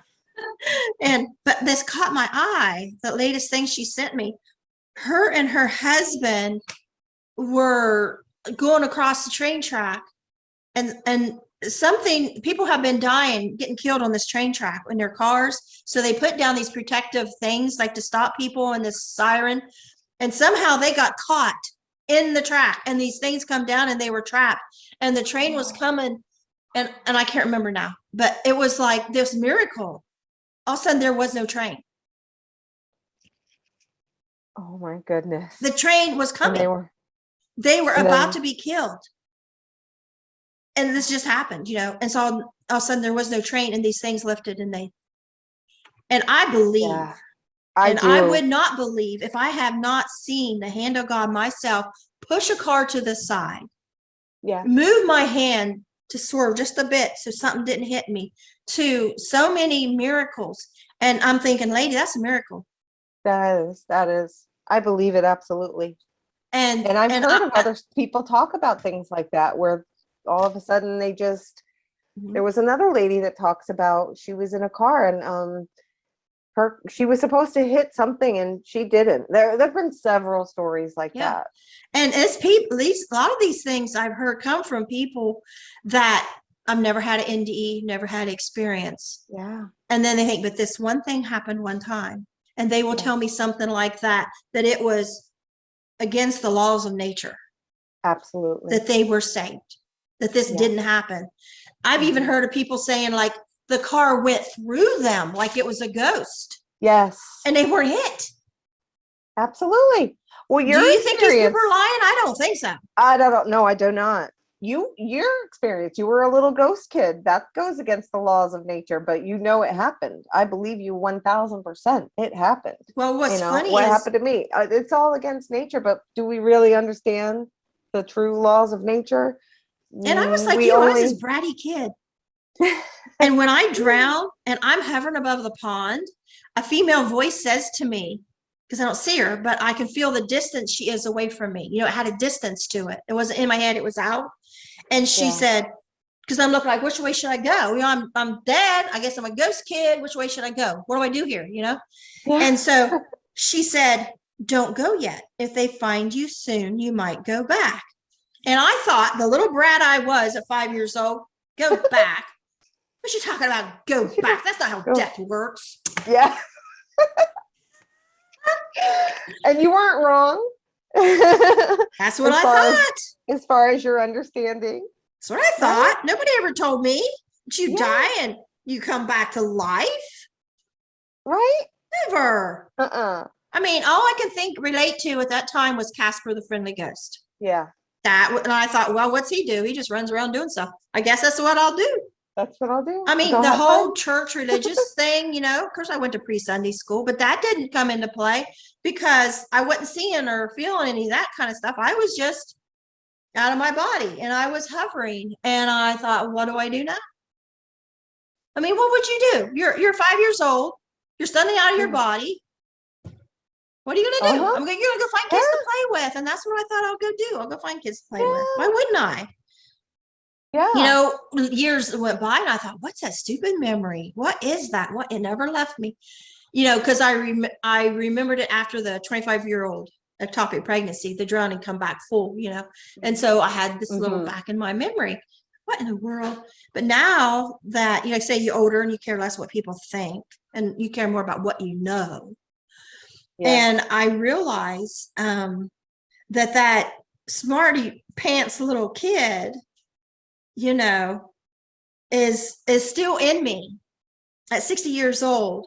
And they'll still, we get smarty pants little kids now and then, we still have these thoughts like, I don't think so. And I think I know it all. And, and then we have our other side. It's like, wait a minute, I can relate to what they're saying. And that was the hand of God. And because that smarty pants kids, that's not how death works. And we all, and a lot of people that don't believe the NDEs, and some are lying, I'm sure. They don't need to believe everybody with complete trust. Please don't do that. Please use your head and your common sense. Yeah. But please also tap into what you really know. What you really know. Does this speak true to you? And, like I say, I pushed, after my twins died, I pushed my NDEs off to the side. And when I heard Oprah talking about, people die and come back, I'm like, oh, how ridiculous, and how stupid do they think people are? We can be like that. Like that, that kid that says that's not how death works. Like that 26-year-old that said, these people are ridiculous. We can be that and think. Of course, because the veil is so thick here and it's so dense and physical here, and you don't get those, you just think this is it. What's in front of me, this is all there is. There's no proof of anything else. And life isn't really set up to teach us anything differently than what we see in front of us, even our science and everything. So it's, you weren't meant to come here. And I had one lady on, and I'm sitting there thinking, this, of course, I'm not going to say it, but I'm thinking this lady's lying through her teeth. I had a lady on, and I'm sitting here thinking she is lying through her teeth. And of course, I'm not going to, embarrass her because maybe I'm wrong. I'm not the know-it-all. And afterwards, people were contacting me. Oh, I'm going to contact her, and she charges $50 just for the something, and then more you get. And I come out and told them, I don't believe her. Oh. Now, I would say that privately, but I wouldn't, embarrass somebody on the podcast, Right. Because, I don't know.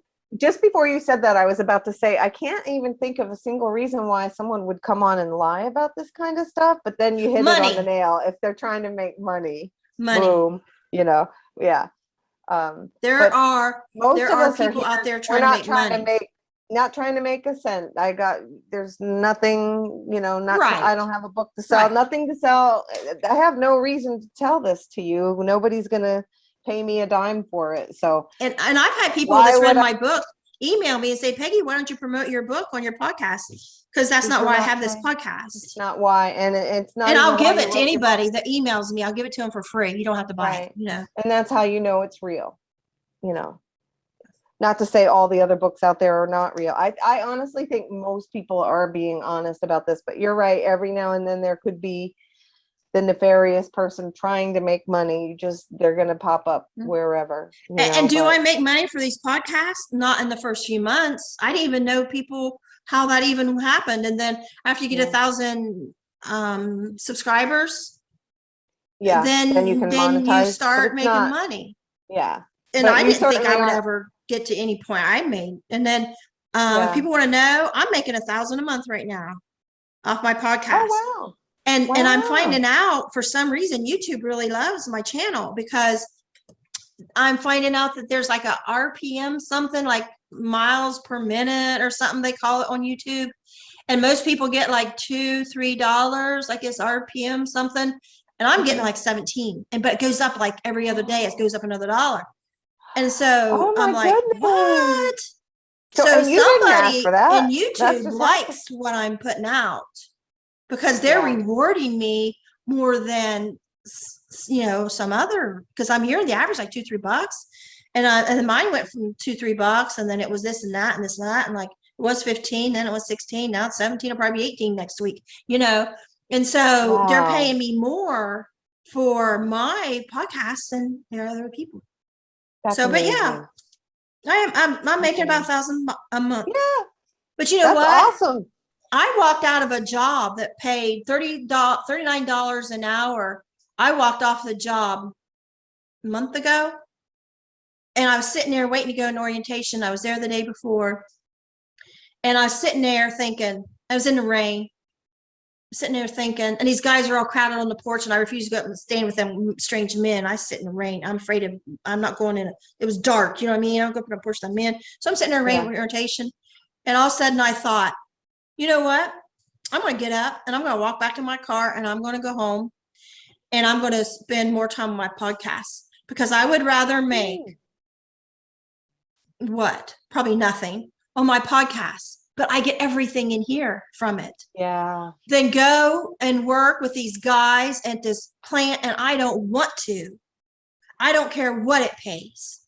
I don't want to. And I'm 60 years old, and I'm not going to spend my next whatever time I have left doing crap I don't care what it pays. I'm going to do my podcast, and maybe I won't get paid nothing. Maybe I'll get $100, but it'll be better. I'll eventually make up what I would have made at that job. Yeah. That's really inspiring. You know what I mean? For that week. Yeah, of course. I would have made more in that week, than a month at a podcast. Yeah. But, we got choices. And as we get older, it's about what we feel, what we think, not everybody else. You're right. 100%. I'm so glad you did that, because not only is it benefiting you, it's benefiting so many people that get to watch your podcast, like myself. And when I found it, I was like, oh my God, that's her. That's the lady. That's her, And I'm like, now she's interviewing other people. It's just like, and there's many people out there like yourself that are experiencers that are now doing podcasts, and most people like me, we watch them all, and I'll rewatch the same people over again. Like I said, it's like, oh, I've heard this again. Let's hear it again. Let me get my cup of tea, and I rewatch my podcast. I listen to them while I'm doing dishes. Yeah. I get more out of them each time I hear them. Yeah, you hear different stuff, and like even my own story. I know we have to hurry, so there may be details I didn't get to tell in one that I'll add in this one. So because we're podcasts, you always are on a time limit too. I'm not. So I'm never on a time limit. Time limit. That's good. I like that too. I know some of them are like, an hour and that's it. It's going to end, and or there's 2 parts or whatever. Is there anything you want to talk about that you didn't get to? I think, because I know I took up your time with my. No, not at all. This was a wonderful discussion. I loved it. The only thing is more, I'd like to just, I just want to reiterate the importance of bringing this light into our lives now, and whether we've had an NDE or not, whether we meditate or not, whether, that it's possible to do that it's possible to have that light that I think is God, the light of God. I didn't see God in Jesus, but I believe them that they're there. I don't know what they look like.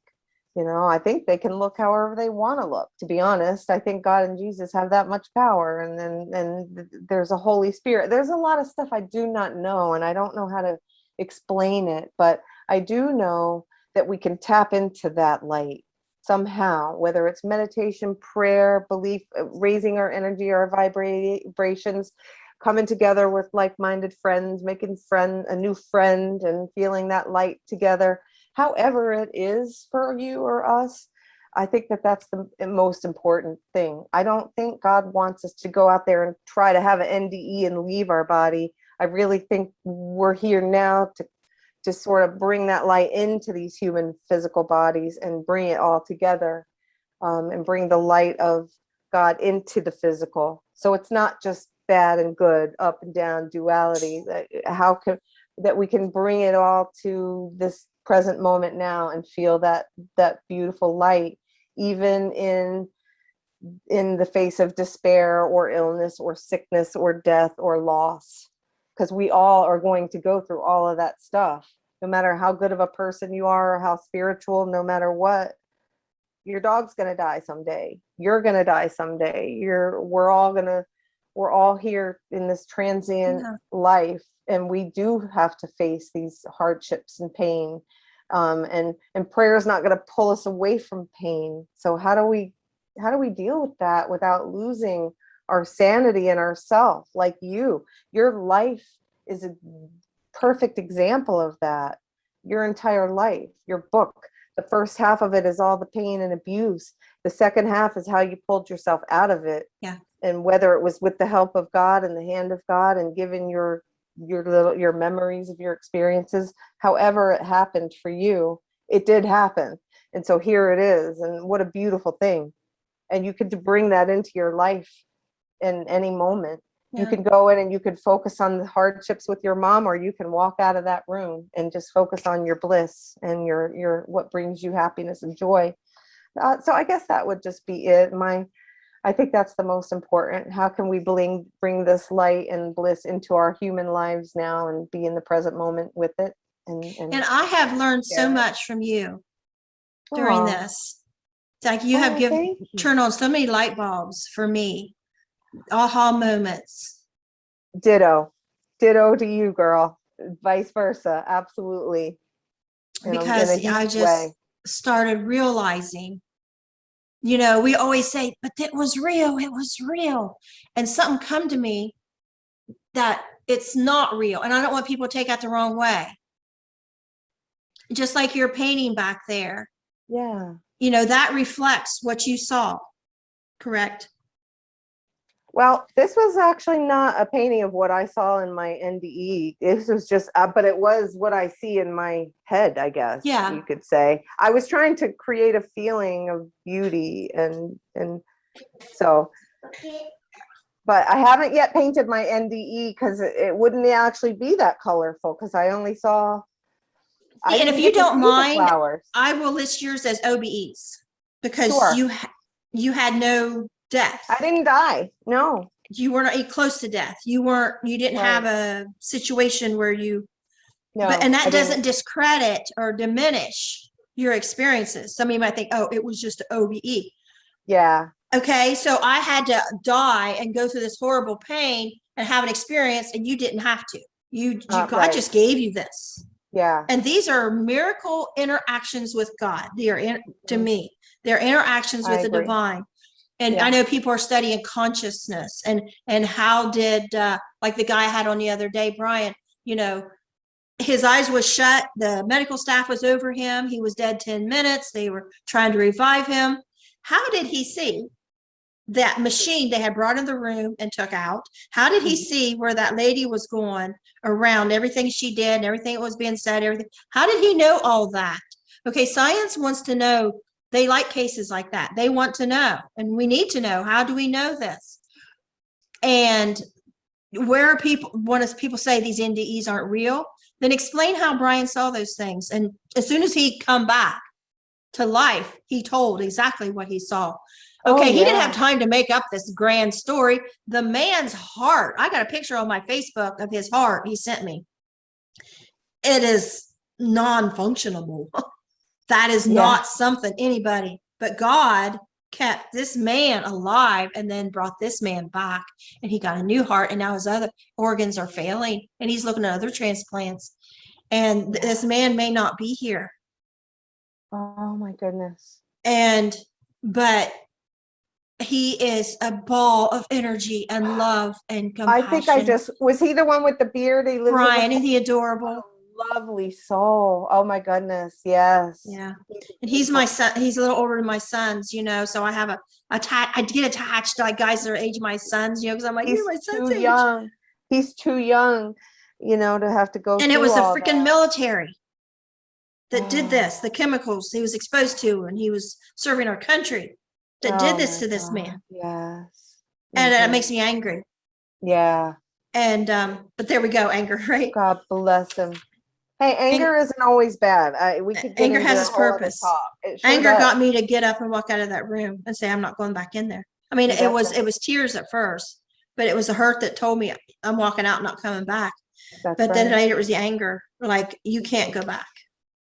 If you didn't have that, you wouldn't be able to protect yourself from people who want to do you harm. And you know all too well what it's like to have people who want to do you harm. Unfortunately, you have had to face a lot of that in this life, you know. You know, because sometimes we think it would hurt someone's feelings if we, you know, cut them off. Say a woman in an abusive relationship. Oh, you know, we can't hurt his feelings. Mm-hmm. Get it through your head that person doesn't have the feelings you think he has for you. Exactly. This person would only have good feelings if they got you dead. Like my ex, he was going to put me in a boat, and I know nobody ever see me again. If I would have continued to allow myself to be around someone that I know wants me dead, or wants to take delight in hurting me again and watching me cry, that person isn't going to be hurt if they don't see me again. Correct. Like, I think how I would feel as a mother if my child didn't come back and see me, and I have to get it through my head. That's not the feeling they're going to have.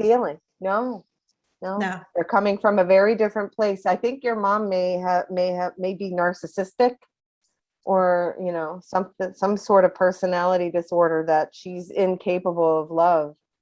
When she's been in the hospital in the past, she's been so mean to the nurses that the nursing supervisor has come, and I've been there and heard her say it. You have got to stop being so mean to our nurses. You are hurting their feelings. And every time, and still to this day, she'll say the same thing. I don't care. They hurt mine. Yeah, she has zero ability to have empathy for somebody else, not even her own child. And so that's not quite normal human behavior, is it? Yeah. No. Yeah. We just, you know, we all have to protect ourselves. We do. And it's not being selfish. It's not being cruel. We have to protect ourselves from anywhere where we end up going down that well. Absolutely. And we have to dig ourselves back out. You know, these women end up with bruises, and now this heal, and they're getting beat back up again. That's right. And there's a lot of graveyards are full of women that thought it wouldn't go this far. Absolutely. We see it all the time. Yep. Whether it makes it on TV like Gabby Petito recently, or that kind of stuff is happening all the time. It just isn't always making it on TV, but you're right. And whenever I see in the news that a child was killed by their stepfather, it hits me especially hard, because I didn't think I would live to 18. I thought my stepfather would kill me. Oh. I didn't make plans for my future, because every day was just, am I going to live today? You know, and you get in that just survival, almost like you're at a, you know, in the war, in one of those camps, trying to survive. And that's what it felt like the day I turned 18. And so, you know, I felt like I was getting out of this prison war camp. Yeah. And I saw a vision because when I turned 18, I prayed, you know, to God that somehow I would help abused kids, and I wouldn't forget what it was like and things. And I got a vision. You remember the black and white negatives we got from pictures back years ago? I saw like that, this roll of these negatives of these different kids' faces. And it was just going on and on. It was showing me that child abuse won't end. And it was showing me all these kids' faces that are going through it now and will continue going through it and stuff, that it's not going to end just because I got out. It wasn't going to end. And that I couldn't forget about it. That, you know, that I had to know that this is going to still be happening to other kids just because I got out. It's still happening. It's almost like survivor's guilt. Oh, yeah. That gave me like a survivor's guilt. Right. No, this is still happening to kids. What are you supposed to do about that? You don't. I became the youngest foster parent in our area. Okay. And I had 60 foster kids. I went into therapeutic. That gave me the hardest, most troubled, damaged kids. God. And that's what I did for 16 years. I had 60 kids, and we adopted 10. Amazing. That's incredible. And, you know, when I had that drowning, and people say, well, why would God tell you something that was hurtful like that your family doesn't love you? Well, hindsight, I can tell you, because that night after the drowning, I went to bed. I thought, I was looking through a nursery rhyme, old woman that lived in a shoe and had all these beds lined up. It was like a Yeah. premonition. I knew that would be my home someday. I would have a room like that with all these beds lined up. And I did. You did. Oh my One goodness. day, one Christmas, I decided we had 9 adopted girls. Wow. We had 9 adopted kids, 8 girls. And I decided that I wanted to get, I always wanted a canopy bed when I was little. And I went and took out a loan and I got them all these white wood canopy beds and all the different colored canopy tops. And I painted had a big room in the basement was our living room. And I painted it purple and I got this real pretty border. And I got these canopy beds and all these different colored comforters and matching tops, where I really spent the money. I took out a loan for this. And it was for Christmas, so they weren't allowed downstairs to see what we were doing.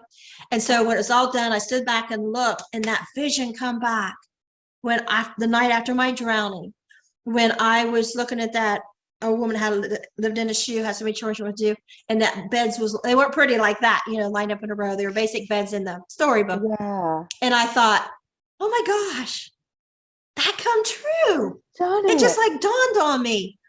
I had these beds lined up, on this wall. That's amazing. And it just felt, I don't know if there's a word, serendipity. I don't know. There's some kind of word for it. And then it come to me and I stood down there laughing because then it come to my mind. My ex said, our property is shaped like a boot. Really? Oh, wow. And when you walk in our house, there's a thing. My son went into GPS when I first come out in college. And he did a survey of our property. And so it's framed as you come in our house and you can look at it. It's shaped like a boot. It's shaped like a boot. Oh my goodness. And 5 years old, after my drowning, I'm looking at this storybook and these beds lined up, a woman that lived in a shoe. And you know what the cover is? It's a boot. It's a boot. Oh, of your book? No. Of the old woman lived in a shoe. The cover of that story, it's always this red boot and the laces are untied, or sometimes it's a boot that looks like a house, And I'm like, God, you're so funny. Like, God, you are so funny. Yeah. That he creates these things. Yeah. Just like he created your visions, your experiences. It's like he takes this and we walk around in a storybook. And I experienced this in my twins NDE. When the vision, I told you about the fishbowl with the drowning. But with the twins, I didn't put this together till later. With the twins, I was in this bright white light and then I see this outline and I'm like, I could panel people, I could barely see. And my imagination filled in, that these are people because I just see like head, shoulder. And then one sitting up front, I was like, that has to be God. It's like you have this white canvas and our imagination creates, kind of like the movie, What Dreams May Come. We create it. We are magical beings in this realm, in this other world, in your out-of-body experiences, in my near-death experiences and my out-of-body experiences. We create this, kind of like probably like in our dreams at night. We create these scenarios, but there's divine intervention. It's just not us. People that say, I am God. I found out my NDE, I am God. Oh, bull crap. You did not. You did not create this scenario you had. You did not create this tree and this flower and this river and this mountain. You did none of that. We are blessed to be in this creative world of God. And when we're out of body, that creative world of God, we are in it. And our brain files are used. And what our heart desires, or what our butt spanking we need, of a hellish NDE, whatever we need, God knows. And if people want to just sit and listen to you talk and me not say a word. And okay, that's like watching television. We're used to this flat screen, watch it, ha ha, boo hoo. Now go on. No. Not on Peggy's podcast. No. Because you are exciting me. You are and bringing vice versa. No, I like that. This is a mix. Like this is both of us talking and sharing our experiences. I do. It's so much. well, you took the nervousness right away because it's like I said, it's like meeting a new friend and just having a conversation. Yeah, that's like I that said. we're actually on a podcast that we're recording. I You know. know, we're just talking about this. That's like with Brian, This is I the told stuff. him there towards the end, I'm like, like with you too, like I'm nervous. I don't know you. I don't really know your story. How's this going to go? And then Yeah. I'm like, oh, I love her or I love him. I know. Oh, I get it. I get it. Oh my gosh. Now I think of this and now I think of know. that. And we're like little toddlers. When you put my Are you bring my kidding? little girl and play with your little boy, Absolutely. and they're I going to wish get we them were. toys and they're just going to start. And people don't do that anymore. I know. I They wish we don't were get in closer. I'd be there like, let's and go get in have each lunch. other's business.